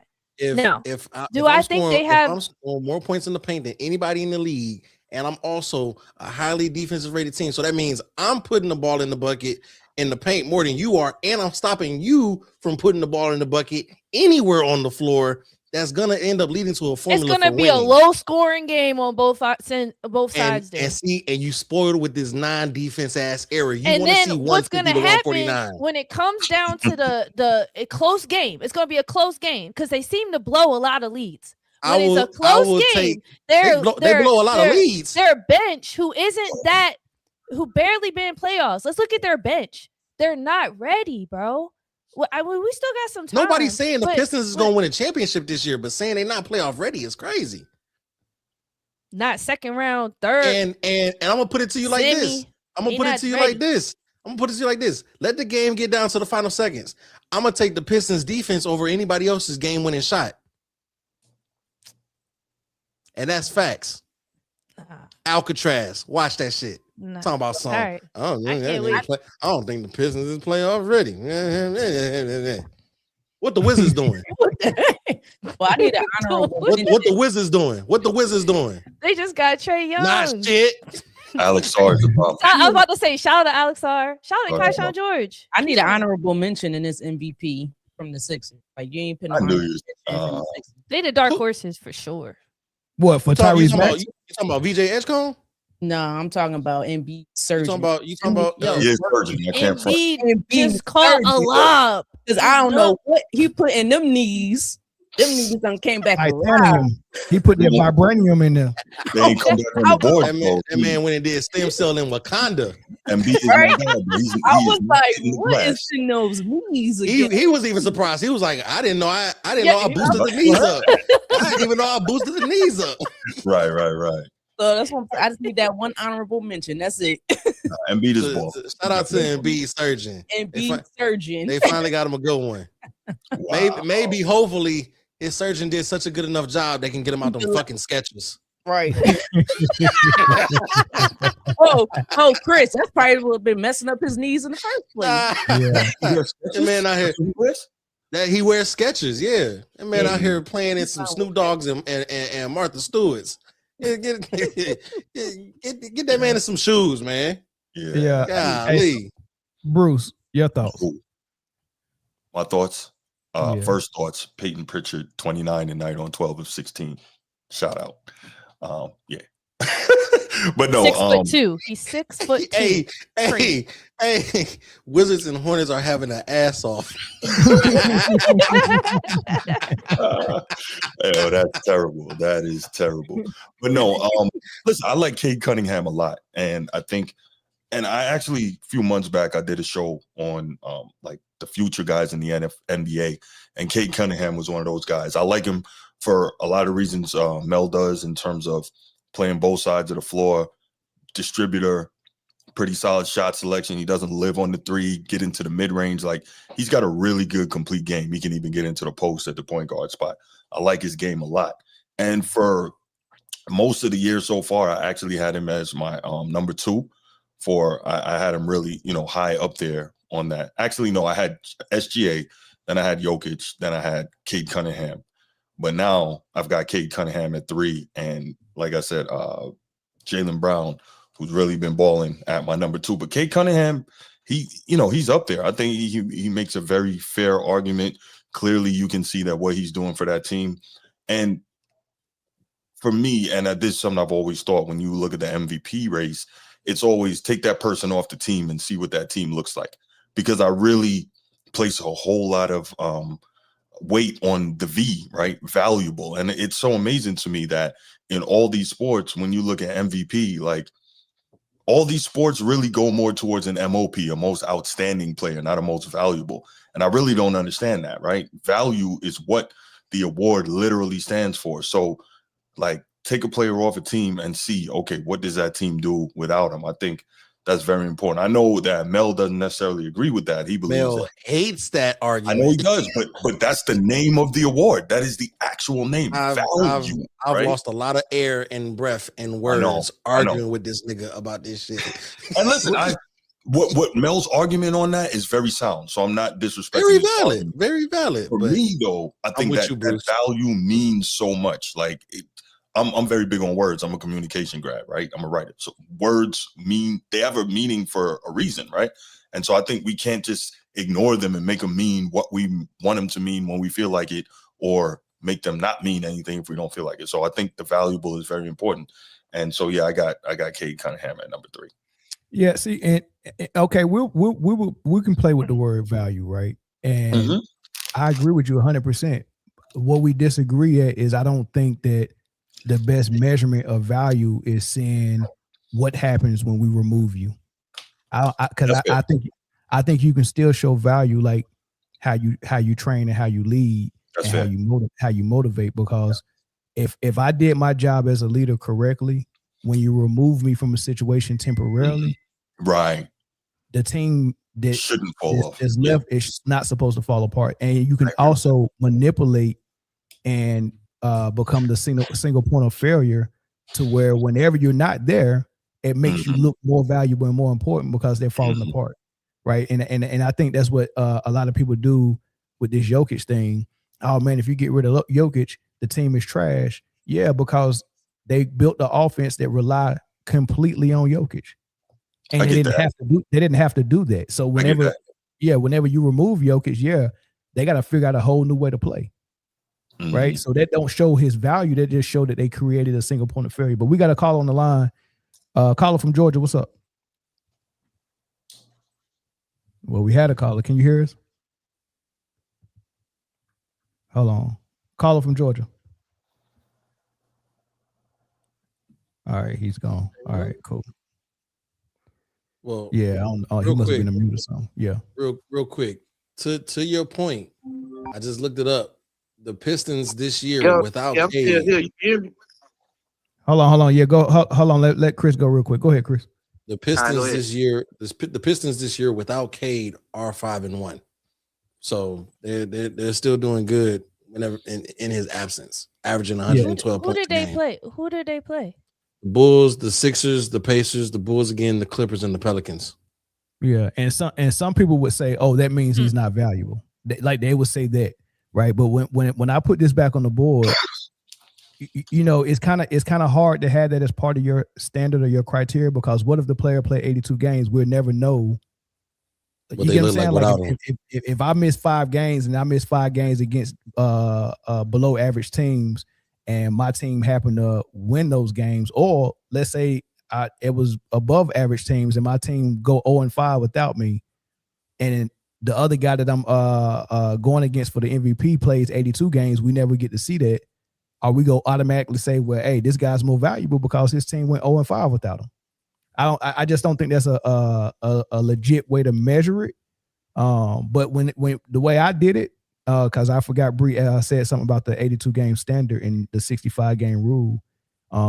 If you look at the third column where I got 82 games, at what you play, every player, how many games they've played and how many games their team has played. So Luka has missed 8 games, SGA has missed 2, Jokic has missed 15, Cade has missed 6, Brown has missed 3. So that's why I gave the check to SGA. He's more available, and I think that's important. And then all the way to the right, I only counted the games that y'all won that you played in, not the ones that y'all won that you wasn't there. And SGA still has the nod. There were 36 wins. Nobody else is close, right? So I'll let the caller go. Caller from Georgia, go ahead. He about to get hung up again. Caller from Georgia. Come on, dog. If I hang this phone up again and he called back, caller from Georgia, one last chance. He hung up. All right, let's move on. I can't do it. Give him a shot. 2 shots. 3. 2 shots in. 2 shots. 2 shots in hand. Oh no, something wrong with his phone. And he said he was talking. He just texted him, said he was talking. Did y'all hear him? I heard him the first time when I was finishing my piston stat, and then I didn't hear him again. Let me try him again. Maybe it was his phone. Caller from Georgia, can you hear us now? Yeah, I can hear you. Hello? Okay. All right. Go ahead, bro. Oh, yeah, my fault, man. I don't know what's going on. But no, man, I want to call in about this Cade Cunningham thing, man. So, yeah, I got Cade Cunningham about, he in that top 3 of that MVP. But, like, one thing you got to think about Cade Cunningham is he's playing ball dominant because he doesn't have that second scorer on his team. So, say, for example, trade deadline coming up, he get a Michael Porter Jr., a Cam Thomas, that type of dynamic scorer that can take Cade off the ball some, because when we get into these playoffs, it's gonna be open season on Cade. Everybody gonna guard Cade. But the thing I like about Cade is, like, man, we seen the game, bro. I seen the game, bro, against the Wizards in Detroit, bro. He dropped like 44, emptied the whole clip. All his starters was out, bro. You got Dennis Jenkins, all them dudes came from the G League, came from the G League to play that game, and they still was able to get the win out. So I think with Cade Cunningham and then that defense they play in Detroit, you got JB Bickerstaff, man. He took a 14-win ball club, took them to the 6th place, and now they really can be the first place team in the East. So, like, we cannot sleep on the Detroit Pistons at all. Now, when you play the team like Boston, bro, more likely going to happen is Jaylen Brown is going to guard Cade Cunningham. Jaylen Brown going to guard Cade. Derrick White going to be on, like, Duncan Robinson or something. But I think, like, with Cade Cunningham, man, the next step is, like, with Detroit, they got to get another scorer in there for him to really start moving up in them MVP ladders. And then Jaylen Brown, he been balling, doing his thing. I didn't think they was going to be 2nd place in the East, but that's definitely good. But I think it's going to definitely go to Shea. But I want to ask y'all as a panel, what does Ant Edwards have to do to get into them top 5 MVP conversations? Because right now you got Luka ahead of him. But we all know Ant is the better defender, the better the competitor. So in y'all opinion, what does Ant Edwards have to do to start making that next step? What's them boys' record? What's them boys' record right now? I just looked at it, man. They behind the Lakers. They the 6th seed, but some teams are playing more games. Like the Lakers are 5th, Timberwolves are 6th. But some teams they playing more. Some teams play more games. So I'm not really sure if it's the same amount of games they played. I think Minnesota's up on LA by 2 games, if I'm looking at this correctly. They're up on them by 2 games played. When I watch Anthony Edwards show when he takes over, it's great. It's really fun to watch.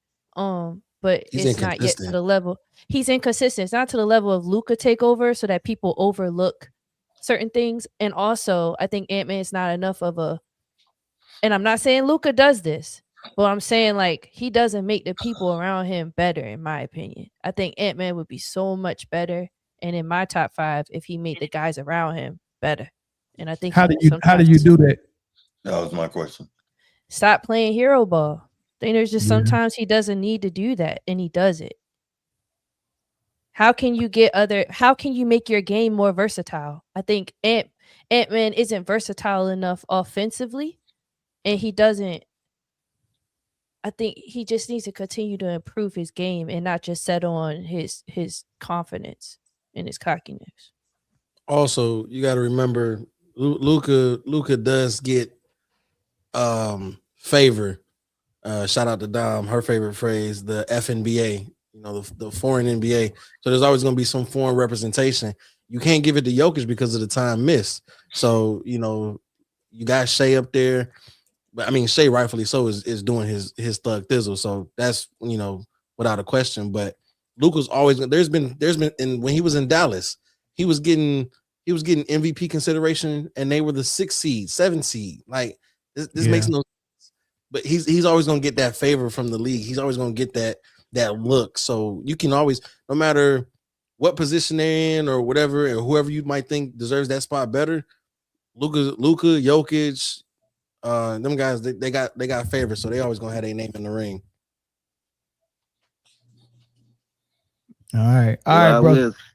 Okay, for sure, man. Keep the show going. No doubt, man. Thanks. No, that's a fact. All right, we'll get into some trade talk, y'all. They got rumors out there that Giannis might be going to Golden State. Last. If he does, I'm reposting my video because I said that. How many teams in the league is? Damn, what happened? I was gonna show some highlights of Giannis because I just wanted to put y'all memory back on how dominant he is to see what it's gonna look like. Are they highlights or low lights? No, there was highlights. They'll be out here. But nah, let's explore it though. If they do pull it off, I'm pretty sure Jimmy Butler is gonna have to be in that trade. And some more people that they got some contract money on the books to make everything even. So by the time they get this trade done, if they're able to get it done, I know Steph will be there. I know Giannis will be there. I don't know who else is going to be there. Look, as long as Draymond going, I'm good. He need to get up out of here. You know that ain't happening. But I'll tell you this. Curry is playing 48 minutes. Giannis is playing 48 minutes. Draymond is playing 48 minutes. Steve Kerr is putting the jersey back on and playing 48 minutes. And then they grabbing one of us to play 48 minutes because they're not going to have nobody else to play if they go and get Giannis. They got to delete the team to go get him. To make the money work and to make Milwaukee pull the trigger on it, it's got to be some draft picks and some players involved. Kuminga's out of there. Jimmy Butler's out of there. And it might be a 3-team, to be honest. Who's taking Jimmy Butler? He's old, he's injured, and he's looking for more money. Who's taking that? And he's going to want to buy out. The Kings. If he got 2 first round draft picks in his pocket, they'll take them. The Kings or the Clippers, they take the oldest. Somebody out here selling ass and just want to get rid of some shit. I wouldn't be surprised if the Wizards or the Hornets or the Hawks did some stupid shit like that. I wouldn't be surprised. I just wanted to see where the Warriors have for picks. They own a first round pick and it's unprotected. Warriors finish last. They go get Giannis. Right now they can finish 14th, 13th at best. They're gonna finish last. They go get Giannis. Ain't no way they finish last. I want to see Giannis in New York or San Antonio. So let me first let me ask y'all before I get on my soapbox. Let me ask y'all this: is Giannis actually hurt? Yeah, that's a great question because that 3 to 4 weeks put it right past the trade deadline, right? Yeah.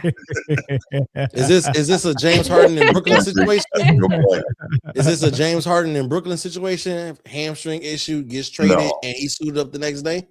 I hope not. Or is Giannis actually hurt? I hope not. Sorry, I'm sorry. No, go ahead. I was just gonna say I believe that Giannis is more authentic than that, and I would truly hope that he hasn't, picked up on this stuff from this American basketball mindset that he would do something like that. Okay, so let's go down the path to say that he's actually hurt, right? From today, how much time did they say he's got left before he could be reevaluated? 3 to 4? Yeah, because it was 6 weeks initially. It's been about a week and a half, 2 weeks since then. So about 3 to 4 weeks left, right? Which will put us. The trade deadline is next week, right? Next Thursday. that takes a week off, it'll put us just past the All-Star break. You're gonna have to ramp him up. So maybe you add a half a week, another week to that. He's coming back maybe beginning of March for the Warriors to play 20-some games. Does it make a difference? Now you got to get the chemistry right on the fly, trying to make this push. You know what I'm saying? I see where you're going with this. Is like, is this move going to be ring based or legacy based? Because just thinking about what Bruce said and how Giannis, his authenticity, I think it does matter to him. I don't think he wants to be a guy who switches a team all the time. I think he cares more about it than like say a KD does. I think it matters to him if he stays on a team and has a great organization and he makes it work. He's like that loyal. I think he was like that. I think right now he's at his like at his tipping point where he can't be. Yeah, he can't be like that no more. He wanted to be like that because he wanted to be different from those other guys, right? But now it's like, man, nothing's working. I've tried every year. We've tried something different. Bringing Dame, bringing Holiday. I mean, we got rid of Holiday. Tried to bring somebody in. Like nothing's working. Nothing he's doing working. They fired the coach, bringing Doc. Same results. And he was like, man, what the heck is going on? He can't figure it out. And he's just like, man, I think I got to change my thought process on it. And as far as the injury, I think if he is, I don't think he would fake it, but I think it's something he probably could play through if he really wanted to. But he's sitting it out. He's sitting it out because I don't think he wants to get traded during the season and gut a team out and be in the same situation he's in now in Milwaukee. I think he wants to be able to walk in free agency and go to another team. I do want to clarify. I do want to just clarify the whole point I was making about legacy, not being loyal to the Bucks, but picking an organization that he just can stay there for a very long time. Okay, that makes sense. That's what, and that's why I think Knicks and Warriors are the top two, or maybe even Spurs. Just a place where he could stay forever, and that's their MO. We want to keep this person for their career. Forever is not that much longer. Yeah, that was kind of crazy of me, but he's only like 32. But he's been in the league 13 years now, so he's got a lot of tread on him. Yeah, the way he plays, we expect him to play last 20. year. I mean, last year he played through all of his injuries. He barely missed last year. Yeah, but he was like DTD every day. With his skill set, he's going to start fading off faster.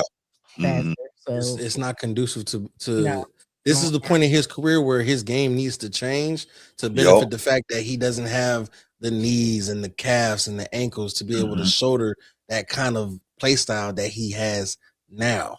Like this is the point where he needs to transition into maybe finding a mid-range, maybe starting to, sit at the top a little bit more, do some pick and rolls, some dribble handoffs and stuff like that, instead of just bum rushing and dropping the shoulder and stuff like that, because he's really beating up his body doing this, and he's bringing the clock down pretty fast.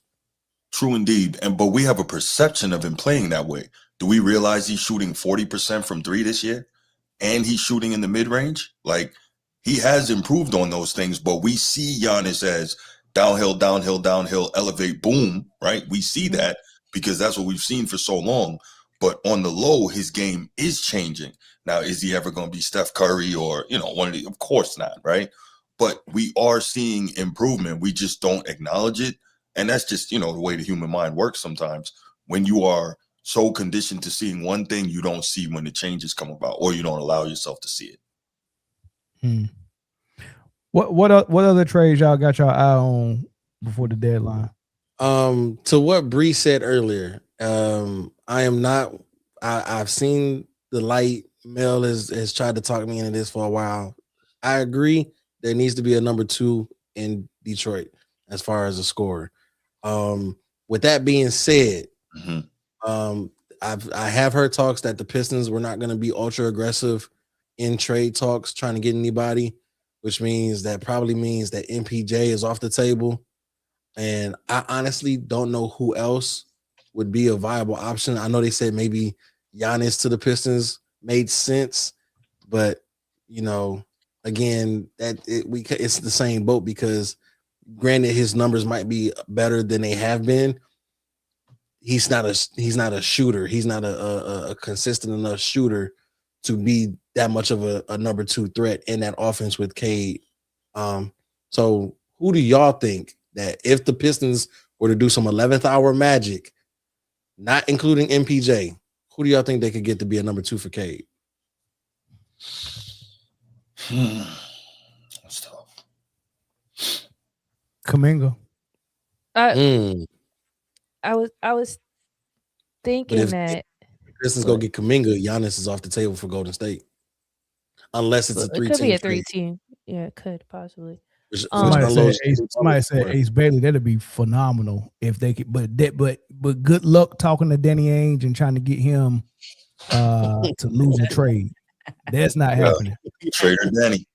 Call him that for a reason. I saw Darius Garland was on the trade block, and I like Darius because then Cade may not have to take on a primary ball role, and you got Darius Garland in there. Ooh, Darius Garland out of Cleveland. Small scoring guards are better suited to come off the bench and give you a scoring punch. He needs a number 2 in the starting lineup. Yeah, preferably be a shooter. And that's why I think Michael Porter Jr. is perfect because he's tall, big. He can play multiple positions. He can shoot it, and he can get the ball and relieve pressure off Cade. He can do everything, right? So he would be the perfect fit, but I don't think the price tag is worth it for them to do it, because they would have to give up some players and mess their core up and some future assets as far as draft picks. Mm-hmm. So I don't think they can get Michael Porter Jr. He just performed too well this season so far. Brooklyn gonna be asking for the moon and some. Mm-hmm. But if they can get, I think I like this Malik Monk thing. I mean, he might not be a starter, but when he get in the playoffs and come off the bench, he can give you starter minutes. I like Malik Monk for sure. Malik Monk defensively, I'm not sure, but I do like it. I like Malik Monk. That's why he'll be a bench player. But hey, being in that daggone environment with Detroit, I mean, they got Duncan Robinson playing good defense. Come on, yo. You say anything sometimes. Well, nah, Buddy wasn't playing that good of defense in Miami. Let's be honest. Come on. Let's be honest. Let's be real. Duncan Robinson was wild. Duncan Robinson out there showing heart and hustle in Detroit. He's not doing a Luka. Hey, Duncan got that grit. They didn't put him in some Cartiers, put him in some buffs. He know exactly what he there for. He don't do nothing but shoot that. Hey, that boy I'm watching Detroit now. Duncan Robinson started, and he is getting after it defensively. He's not getting blown by. He plays defense, dog. He moved them puppies, dog. What you want to see, Brittany? Because you got Paul George starting. He's healthy. He started to play good. You got Edgecombe. Every game, somebody daggone showing up. Last game it was Embiid and Maxey. What you want to do? It's funny because saying that, and I'm listening to all the sports people out here, and Giannis, I guess his camp must have said that he would actually love to play with Tyrese Maxey, right? So there's a big thing out here, and I want to get y'all thoughts, not even my thoughts, y'all thoughts on this, about the way Embiid is playing right now. His stock might be way higher than what it was before. Would this be a good time? Get rid of some draft picks. I think they got a couple draft picks that you get rid of, and get rid of Embiid at this time to bring in Giannis. Hold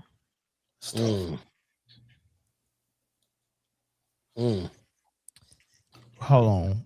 I'm a big Embiid fan, but I wouldn't do it for Giannis. Mm-hmm. I wouldn't Milwaukee would never do it. If I'm Philly, I'd do it, but Milwaukee would never do it. Hey, Duncan Robinson is a cold white boy in Detroit, boy.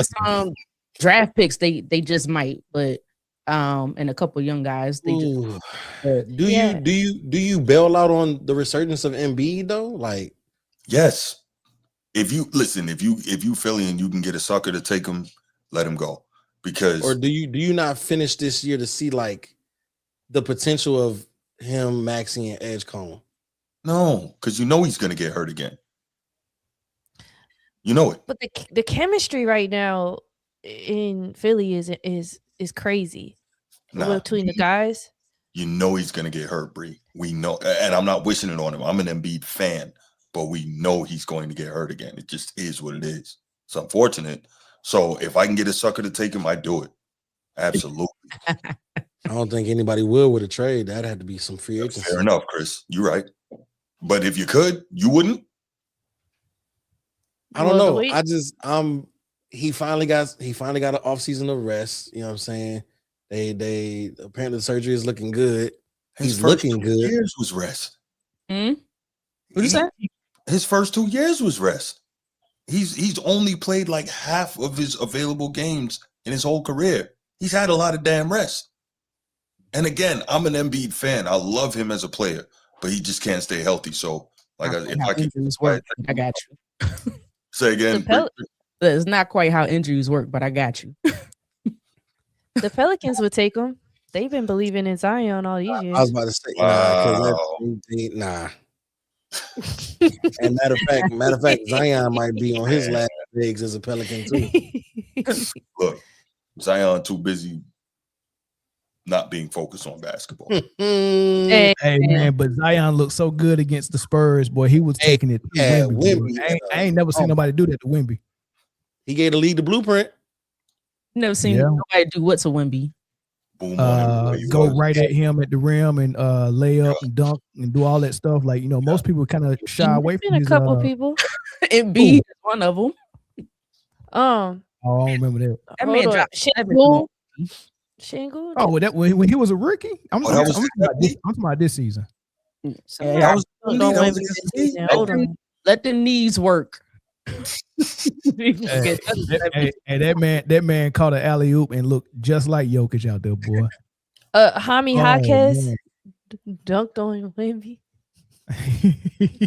No, we're not saying that Wemby ain't got dunked on, but Zion was for 48 minutes giving Wemby work.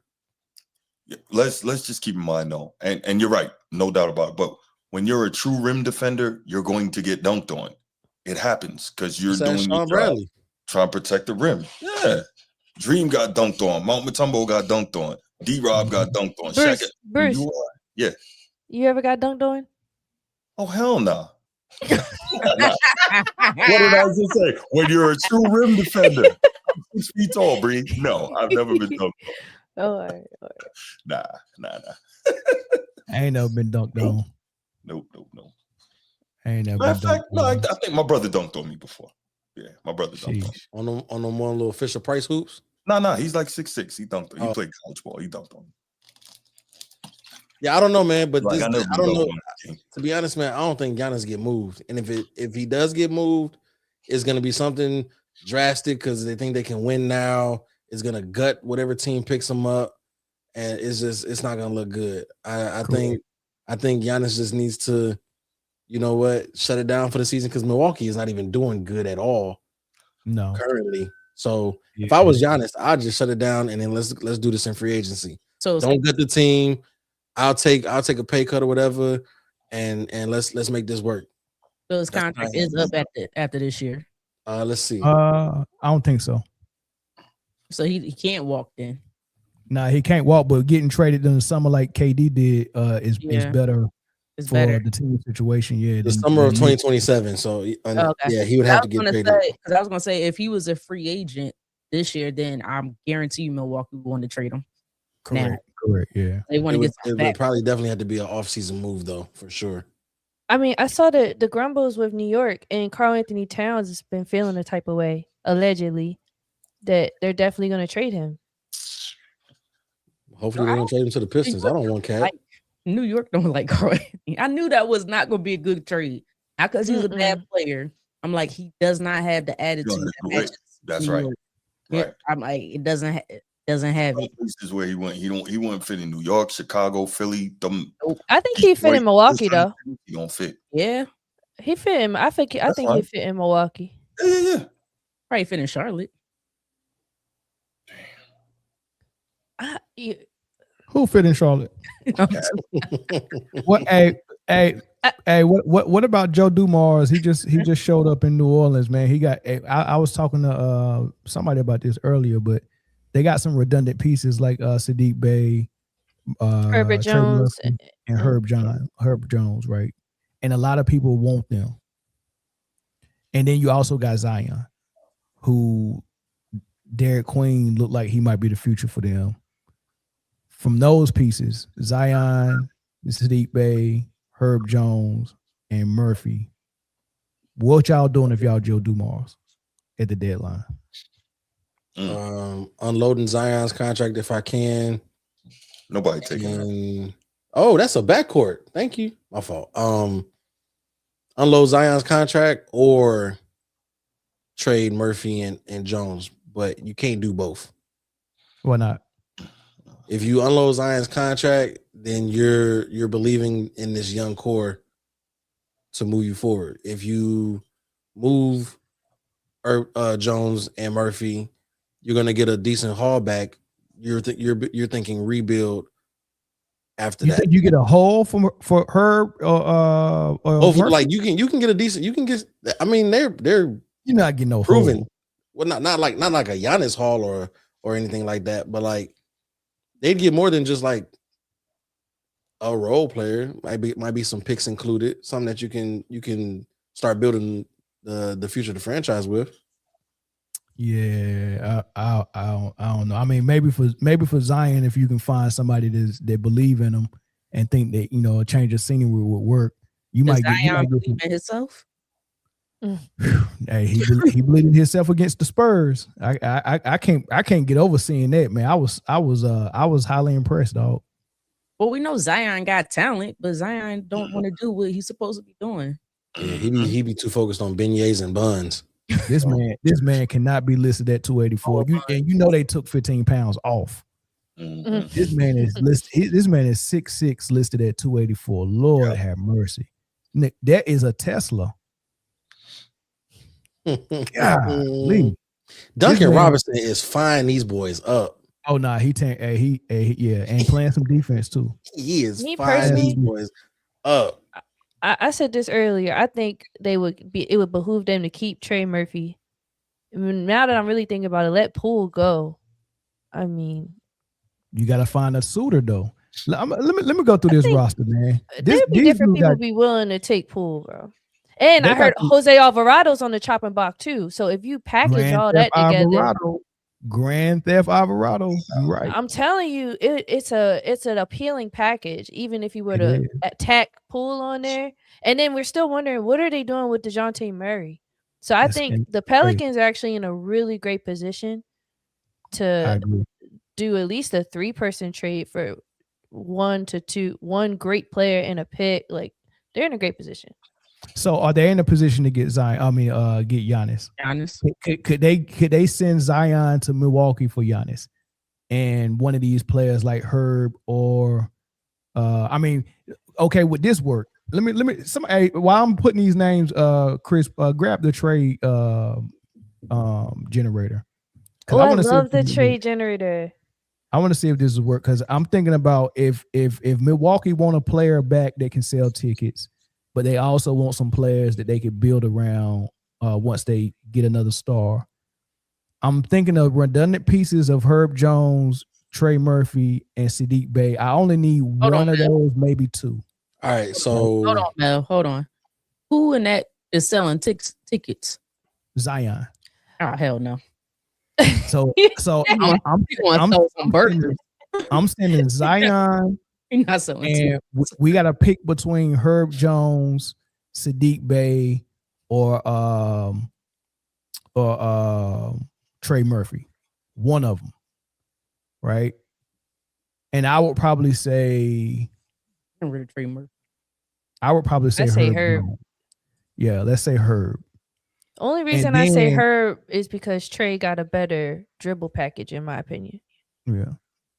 Okay, and then throw in the DeJounte Murray just to make the deal sweet so we can get rid of his contract. So Zion, Herb, DeJounte, a first-round draft pick for Giannis. If the money worked, I'm doing it if I'm Joe Dumars. I don't know what Milwaukee would, if they'd accept something like that, though. Does Giannis have a no trade? No. The only players that got a no trade is LeBron and Bronny.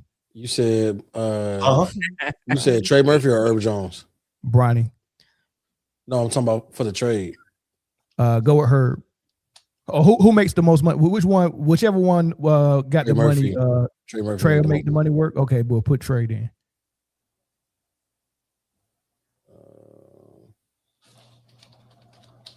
I can't add picks on here. I don't know why. Don't worry about the picks. We just want to see if the money work.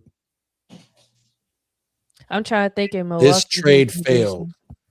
The Bucks are over the luxury tax threshold with this trade, and the incoming aggregate salaries exceeded what's allowed via the 125% plus $100,000 rule. Cut $35.7 million from the Bucks' incoming trade value to make this trade successful. All right, we'll do that. So Zion is making 39.4, DeJounte is making 30.8, and Trey Murphy is making 25. Okay, take DeJounte off and add Poole.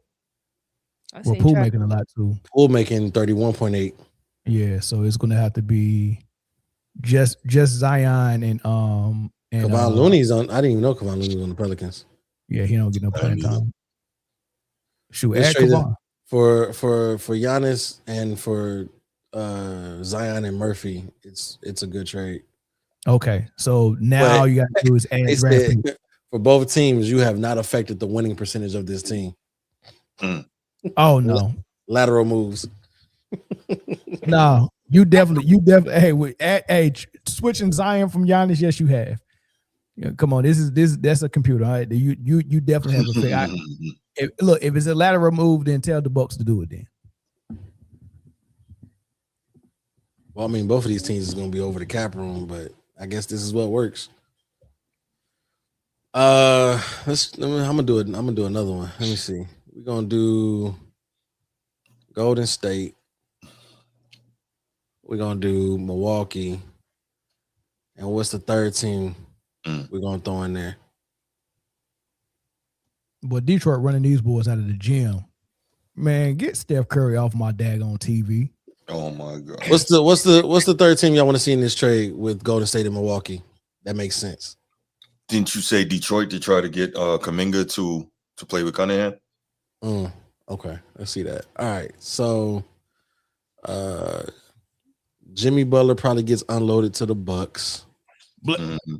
Giannis gets to the Warriors. Kuminga to the Pistons. And that means they'll probably have to come up off Tobias Harris. He'll go to. I know y'all be happy about that.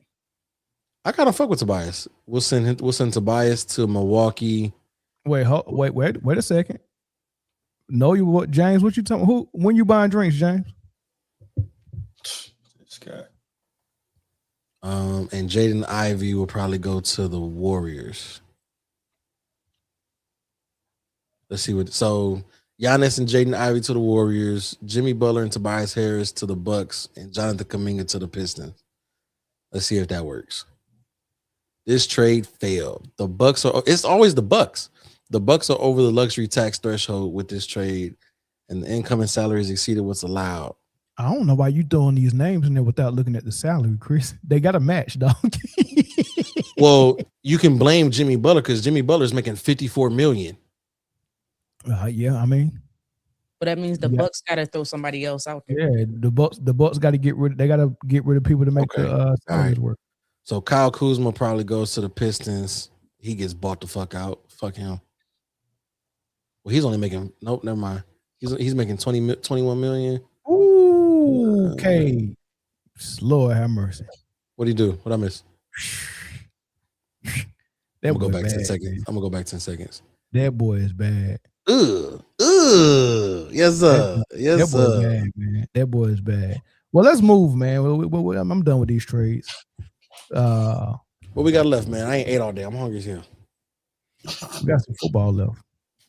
Damn. All right. Your boy Bill.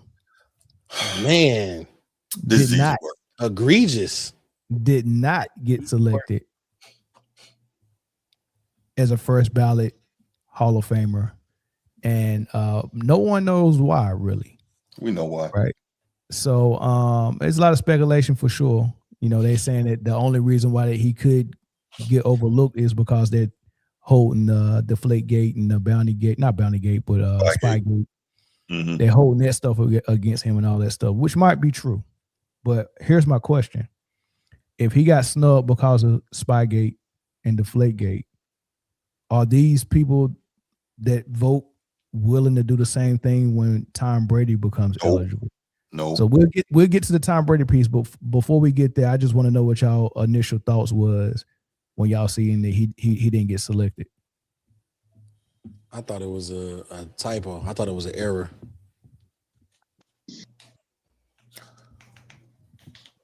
Ain't no way. No, I knew what it was. Eight times people I knew what it was. There's a couple of things here, right? A lot of, remember, so the media got a lot of votes, and a lot of the media hates him because of the way he treated them, which is not cool at all. I don't respect that, right? You taking out whatever your personal agendas, vendettas, whatever on this guy. Okay. And then for the others who have votes, remember Belichick pissed off a lot of people with all the alleged cheating, right? And so if a lot of people feel like he caused them chances to win championships, what we're hearing is that allegedly it was between former Bills and Colts front office exec Bill Polian and Robert Kraft conspiring to get people to vote against it to keep him out, which is really foul. But at the end of the day, I get it if people are saying, nah, he was a cheater, we don't want him in. Fine. Barry Bonds not in baseball, A-Rod not in, whatever. You think people cheated? Cool. Here's my only thing. Don't not put him in this year to quote unquote teach him a lesson for cheating, then put him in next year. Will he have cheated less next year? No. Right? Will he have done anything different next year that'll get him in? No. Robert Kraft didn't get in. Okay, he's not in yet. Bill Belichick is not in. If you're not going to vote him in because he cheated, then don't ever vote him in because he cheated. Tom Brady, if you're concerned about the cheating, don't vote Tom Brady in. But to your point, Mel, they're not going to do that. Brady is going to be first ballot, guaranteed. I'll put my little bit of dough that I got on that. That's going to happen. So it's unfortunate because my biggest thing is, and you've heard this from me and my show all the time, consistency. Keep the same energy. Don't change the rules over here versus over there. If that's your stance, then stay on that. As they say, stand on business, right? So if you didn't put him in because it was about cheating, then never put him in because it's about cheating. Never put Kraft in, never put Brady in. That's all I got. That's crazy if they're not. I mean, what makes it different that the coach did it and the quarterback? Like what's different? Why they view it different? I mean, Tom. It wasn't like that. Tom didn't know. Well, okay, so they can cop out and say Tom didn't know that he was sending his coaches to film other people's practices. Okay, so that's one thing. But Tom did specifically tell those ball boys to take the air out of the ball for the Deflategate. And when they investigated him, he destroyed his phone. And all of these, and he had the ball boy's name saved as the deflator. Like all of these things. So we know Tom cheated as well. So why are they trying to act like and insult our intelligence and say we're gonna hold this guy accountable by keeping him out for a year and then turn around and put Tom in? I think that's crazy. Yeah, I don't know. And there was like rumors of the people who are on the committee having grudges, and there's always speculation about going on. One of the running theories that I heard was like everybody assumed that he was first ballot, so instead of just like I guess giving him guaranteed votes, everybody was like, well, he's gonna get the 40. Maybe we'll spend a vote to get somebody else in who doesn't have that much of a chance. But it ended up being more people not voting for Bill than what was supposed to vote for him. I don't know how the whole committee works. I just know you got to get, 80-something%? 40 out of 50. It's 50 members that you got to get 40 votes. Yeah. Wasn't he like 11 votes short or something? 11 votes. So I don't know. Because it looks like the voters are all like media members, like broadcasters, journalists, stuff like that. Yeah, most of them. And they all represent like different spaces, teams, and stuff like that. So it's just, I don't know, but to say he's not a first ballot Hall of Famer is kind of crazy. I thought it was a foregone conclusion that his resume spoke for itself. Because even if you take away the cheating years, the years that they didn't cheat, he still won. So what are we talking about? What about the years when he wasn't on the Patriots? Do you think not? We know the ones who came out and basically was like, oh, it was just a cheating. But what about the other votes? We don't know too much. Do you think his Cleveland years had any impact? Because he stunk it up there. And remember, this is not just the NFL. No, is this the NFL Hall of Fame or is this football Hall of Fame? Just NFL. Oh, so it's just huh? I thought it was football Hall of Fame. No, college has its own. It's the Pro Football Hall of Fame, which is college has its own football Hall of Fame. So Pro Football Hall of Fame. So do you think his Cleveland? It was Cleveland. He was the head coach of, right? Yes. I think so. I think he had like a 36 and 40 something record there or something. Yeah, he was not good. Right. Do you think that impacted him? It should, because he still got six rings as a head coach and 2 as a coordinator. Right. But do you think people will say, because it was a big question mark of, okay, what can he do when Tom Brady's gone? He didn't win. Tom Brady left and won. We all heard about that. Do you think that had any impact on him? No, I doubt it. And whatever the real reason is, they'll never admit it. They won't say anything about it. I mean, we know it's because the cheating scandal. Like that. I mean, there's no way. Even if you had a bad couple of years in Cleveland before you got to New England, you still was the number 2 winningest coach of all time, and the coach with the most Super Bowls, which is 8, 6 as a head coach, 2 as a assistant with the Giants, right? On top of that, the most playoff wins, most Super Bowl appearances. It's just too much stuff that he achieved. And he was achieving some of that stuff with Drew Bledsoe before Tom Brady got there. Like, they were winning. Curtis Martin was the running back. Drew Bledsoe was there. They was winning. They was playing good football. Tom Brady came in and put icing on the cake. But I hope don't nobody think that, oh man, it was all Tom Brady and it wasn't Bill. It was a Jordan and Phil Jackson both were a concerted effort. You can say Phil is the GOAT coach, and you can say Jordan is the GOAT basketball player. They don't take away from each other. So I don't think you should take away from Bill because Tom Brady was good as well. Well, I ain't mad at it that he ain't get in. I'm an Eagles fan. No, I'm playing. We was one of them teams in Super Bowl he cheated against, remember? No, I'm just playing. No, for me, put my biases aside, I do think based off of the 8 Super Bowls, which is outrageous, he probably should have got in on the first ballot Hall of Fame. I was a little shocked. I'm not going to lie. That thing came across my ticker.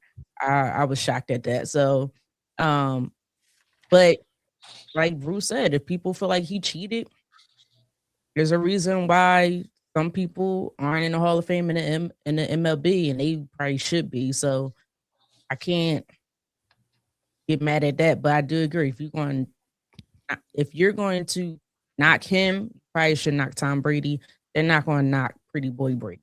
He's like the prince of everything when it comes to golden child. The golden child, right? So he's definitely going in. But that's why I just think the Hall of Fame, similar to the NBA, is becoming more of a likable, I like you more than how great you were type of award. Yeah. And it's getting a little watered down. Yeah, but I'll still value the NFL Hall of Fame over the NBA any day. NBA Hall of Fame. No, I agree. I agree with you on that. But it's starting to feel like, okay, let's not go in that NBA direction. Right. Oh, I have a question. Outside looking in, is there anybody currently in the NFL Hall of Fame that shouldn't be there based on any similar circumstances of Bill? Like, has this happened before? Some type of scandal? Not that I know of. Yeah, that's an interesting one. So if indeed it's like super more exclusive, then it would definitely make sense if Bill never makes it in there for those reasons. Crazy. Yeah, that'd be tough. That's a non-issue. He's gonna get in. I'm gonna say the names of the Bruce. Have you ever looked up the names of the coaches that did get in first ballot? It's 5 of them. I think I heard this somewhere. So this would have been the prestigious Don club. Shula. He would have. Don Shula is one of them. Hallis. Hallis is one of them. Curly Lambeau. No, Lombardi. Lombardi? Is it Lombardi? Yeah, that's 3. Okay, I thought it was Lambeau. All right, but so Don Shula, Hallis, Lambeau, Joe Chuck Gibbs. Noll. Chuck Noll. Yeah. Yep. And Joe And Gibbs. Landry. Tom Landry. Okay. All right. Yep. So those 5 got in first ballot. So is Bill on par with them? He got more wins than all of them except Shula. Man, that's tough. But yeah, I think so. It's wild to think Bill Walsh wasn't a first ballot Hall of Famer though. That's crazy. Yeah. Everything he's done for the game and how his tree still has deep roots in the league. That's wild. Interesting. That does sound like an exclusive group, but if anybody was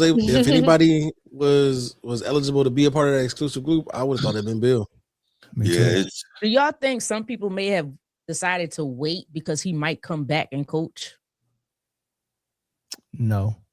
I did Google him and say he's 72.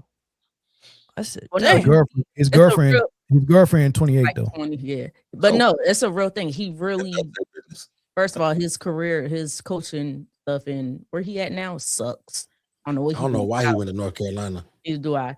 But he really Just might to come do some back shit. next year. Not next offseason. Coach. I would have liked to see him come back and coach the And Browns. you know what? For coaches, it's 1 year after retirement. I think they changed that a couple years ago. They're eligible 1 year after retirement, so he could come back, retire again, and be up there first ballot, right back there again. There was some chatter that Bill Polian, who's on the committee, kind of convinced people that they should wait a year. Bill's GM. Yeah, he was very, very, very good friends with Robert Kraft, and Robert Kraft and Belichick had a falling out before he left New England. So some people think that it might be something there. But Bill Polian came out and denied that. He said, I voted for Bill. I had nothing to do with it. Well, he just said I voted for him. But you can vote, like when there's like 4 people that's going in, like you can prioritize your votes. Like, I guess give people first place, second place, third place votes or whatever. So him saying that he voted for him is not saying that he voted for him favorably to go in first ballot. So, maybe he was just, trying to play with his words a little bit, but I put him in 5th. Yeah, you know what I mean? I voted for him. Yeah. They need to release the votes. That'll tell the story. Yeah, make it transparent and be crazy. No, they take the votes away from the media people. That too. But it's some media people that's doing it right. They just got to give it a crack because anybody can mess it up. Because remember when the players was voting for the All-Star and most of them didn't vote for LeBron that year. Mm-hmm. You get what I'm saying? So like it's going to be some drawback or something negative that can happen with anybody you get a vote to. No matter what you do. Yeah, especially when you don't have no guidance for them. Wait, say that again. If you have guidance or criteria, then they could be more honest with their votes because hey, you didn't follow the criteria with this. How did you come up with this vote? The criteria don't even make sense. Man, I'm sorry. Say that again, Mel. Said which part? The players voted 1 year. Say that again. Yeah, I think the NBA had changed their format where the players get votes, and most of the players didn't vote for LeBron for All-Star. Good. That tells you something. No, I'm just playing. I'm playing. What year was that? You ain't lying. 4 or 5 years ago. Somewhere around. It was a year when he was balling for sure. Was that prior to LA? But yeah, it was prior to LA. I think it might have been Miami or his first Cleveland stint. Mm. And they didn't vote for him. It was like, what? Are you serious? So yeah. But all right, y'all. Man, we had 2 hours, 22 minutes, man. It was a good show, man. I appreciate everybody for coming through. Everybody in the comment section, everybody who called in. Appreciate everybody, man. All the super chats. Let me make sure I got through all the super chats. Yeah, appreciate y'all. Anybody who went over to my channel and subscribed, I appreciate y'all for that. Yeah, anybody who show love to the Format Podcast, like and subscribe, I appreciate that as well. I hate Draymond Green. K is doing the most with less definition of MVP. Man, this MVP race gonna be. They want to give it to Luka so bad. They want to give it to Luka better than they want to breathe. Mm-hmm. They're gonna figure it out. I mean, because most All-Star votes, people love Luka. Yeah. Gosh. I wonder if they like pull the data and see like how much is that American versus Serbian. Oh yeah, they do. Absolutely, they got to. Yeah, these are. They know, but I don't think they're going to publicize it. No, for sure. You wouldn't publicize that because you want everyone to believe that Luka is as popular as they're pushing. So they're not going to say, well, it's just the Serbians or it's just the Eastern Europeans or whatever. They're not going to do that. So then, could it be possible that he's the next face of the league? No. Okay. I'm still waiting to get that answer. Who is going to be the next face of the league? Who is? I think it's obvious. It's SGA. But he's not from America. He's from Canada. But that's close though. That's still close. And he went to school here and all that. So he's I agree. I definitely don't. He's my MVP. I think he's the best player in the NBA right now. No, hands down. I just think that they want the face of the league to be an American. No shade. Yes, they do. Yeah. So watch. No shade to any other country. You will see the mega push for what's his name? No. Yeah, okay. LeBron gonna try to push that as soon as he retired. My son is a beast. Shoot, Bronny gonna be retired with him. And it'd be like when LeBron's gone. Right, and then act like they had nothing to do with it. Right. You had no idea. You're gonna see the mega push. Like next year, it's gonna be insane to push for Cooper Flag because he started off a little slow this year, so they had to calm it down. But now he balling out. Look, I pledge allegiance to the flag. I ain't pledge allegiance to that flag. Nope. But I'm gonna let you live on that break. I'm about dying on that hill, man.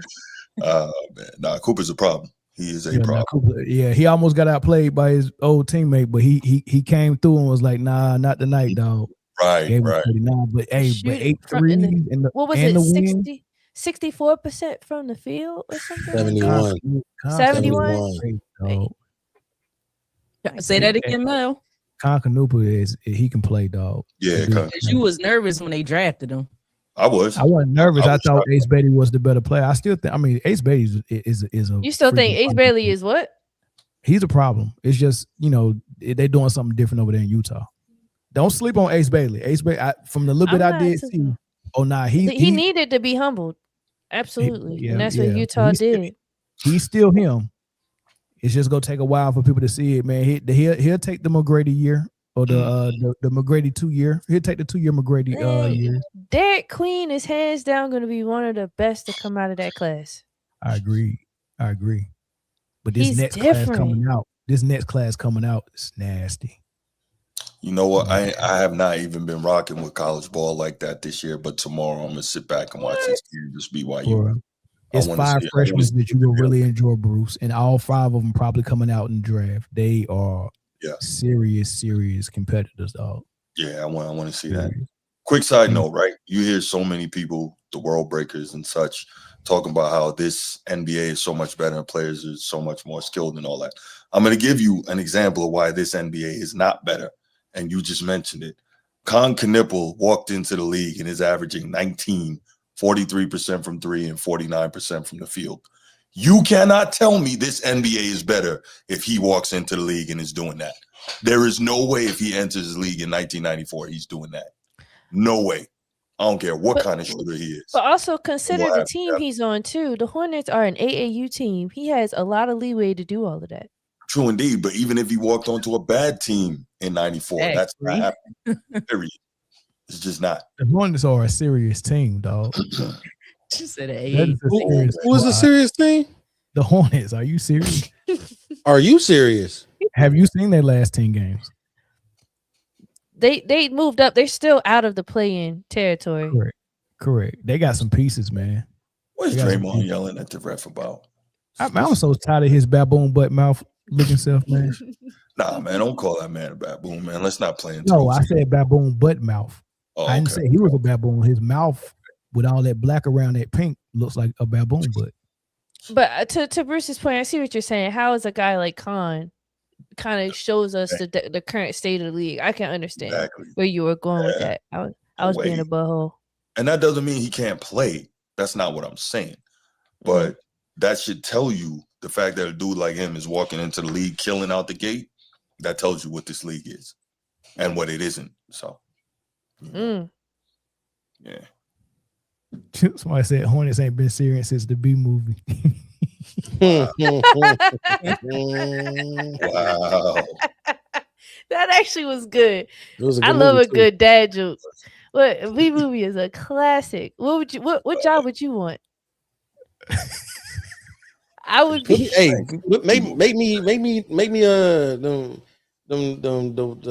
I can't remember. Were they the ones that went and got the pollen? The fucking jocks. You want to go to? You want to leave? Let me be one of the jocks, man. I'll stay. Motherfuckers was lit. I don't know. They had everything running pretty smooth in there. I'd probably stay in the hive. Yeah, you watch the B movie. I watch the Beekeeper. How about that? I watched both of them. But you know what? I love Jason Statham, but he's playing the same shit over and over. He's playing the same shit. And this new movie he got covered out, that joy look crazy. What's it called? Shelter? Okay. Yeah. I can't wait to watch that. Same movie, but I can't wait to watch Same movie. Y'all can watch The Beekeeper. I'm gonna watch A Killer in the Bee. Yeah, Lord have mercy. You do that, bro. Lord have mercy. I just killed the vibe. No, you good because at least you seen the B movie. I'm like, what? You ain't never seen the B movie? I know of it. I never seen. Go get some straight now. Go sit your ass down and watch that damn movie. No, it's a good movie. I was like, that's not my air. Like I seen Ant. Ants is good. I think it's better than the B movie.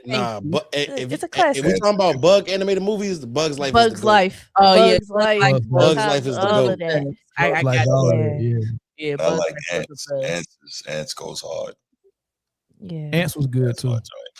I think every girl in Hollywood that got a BBL look like an ant. All right, hey, that's the show. Yeah, for sure. For sure. That's the show, man. If you stand an ant up on his hind legs, it look like BBL body. Hey, we appreciate y'all for tuning in, man. Thank you. Shout out to Bruce from the Format Podcast for kicking it with us, man. For sure. I did you with that. And you know we got Rashad for kids. I appreciate y'all for joining us. We got Rashad for kids. I did you with that.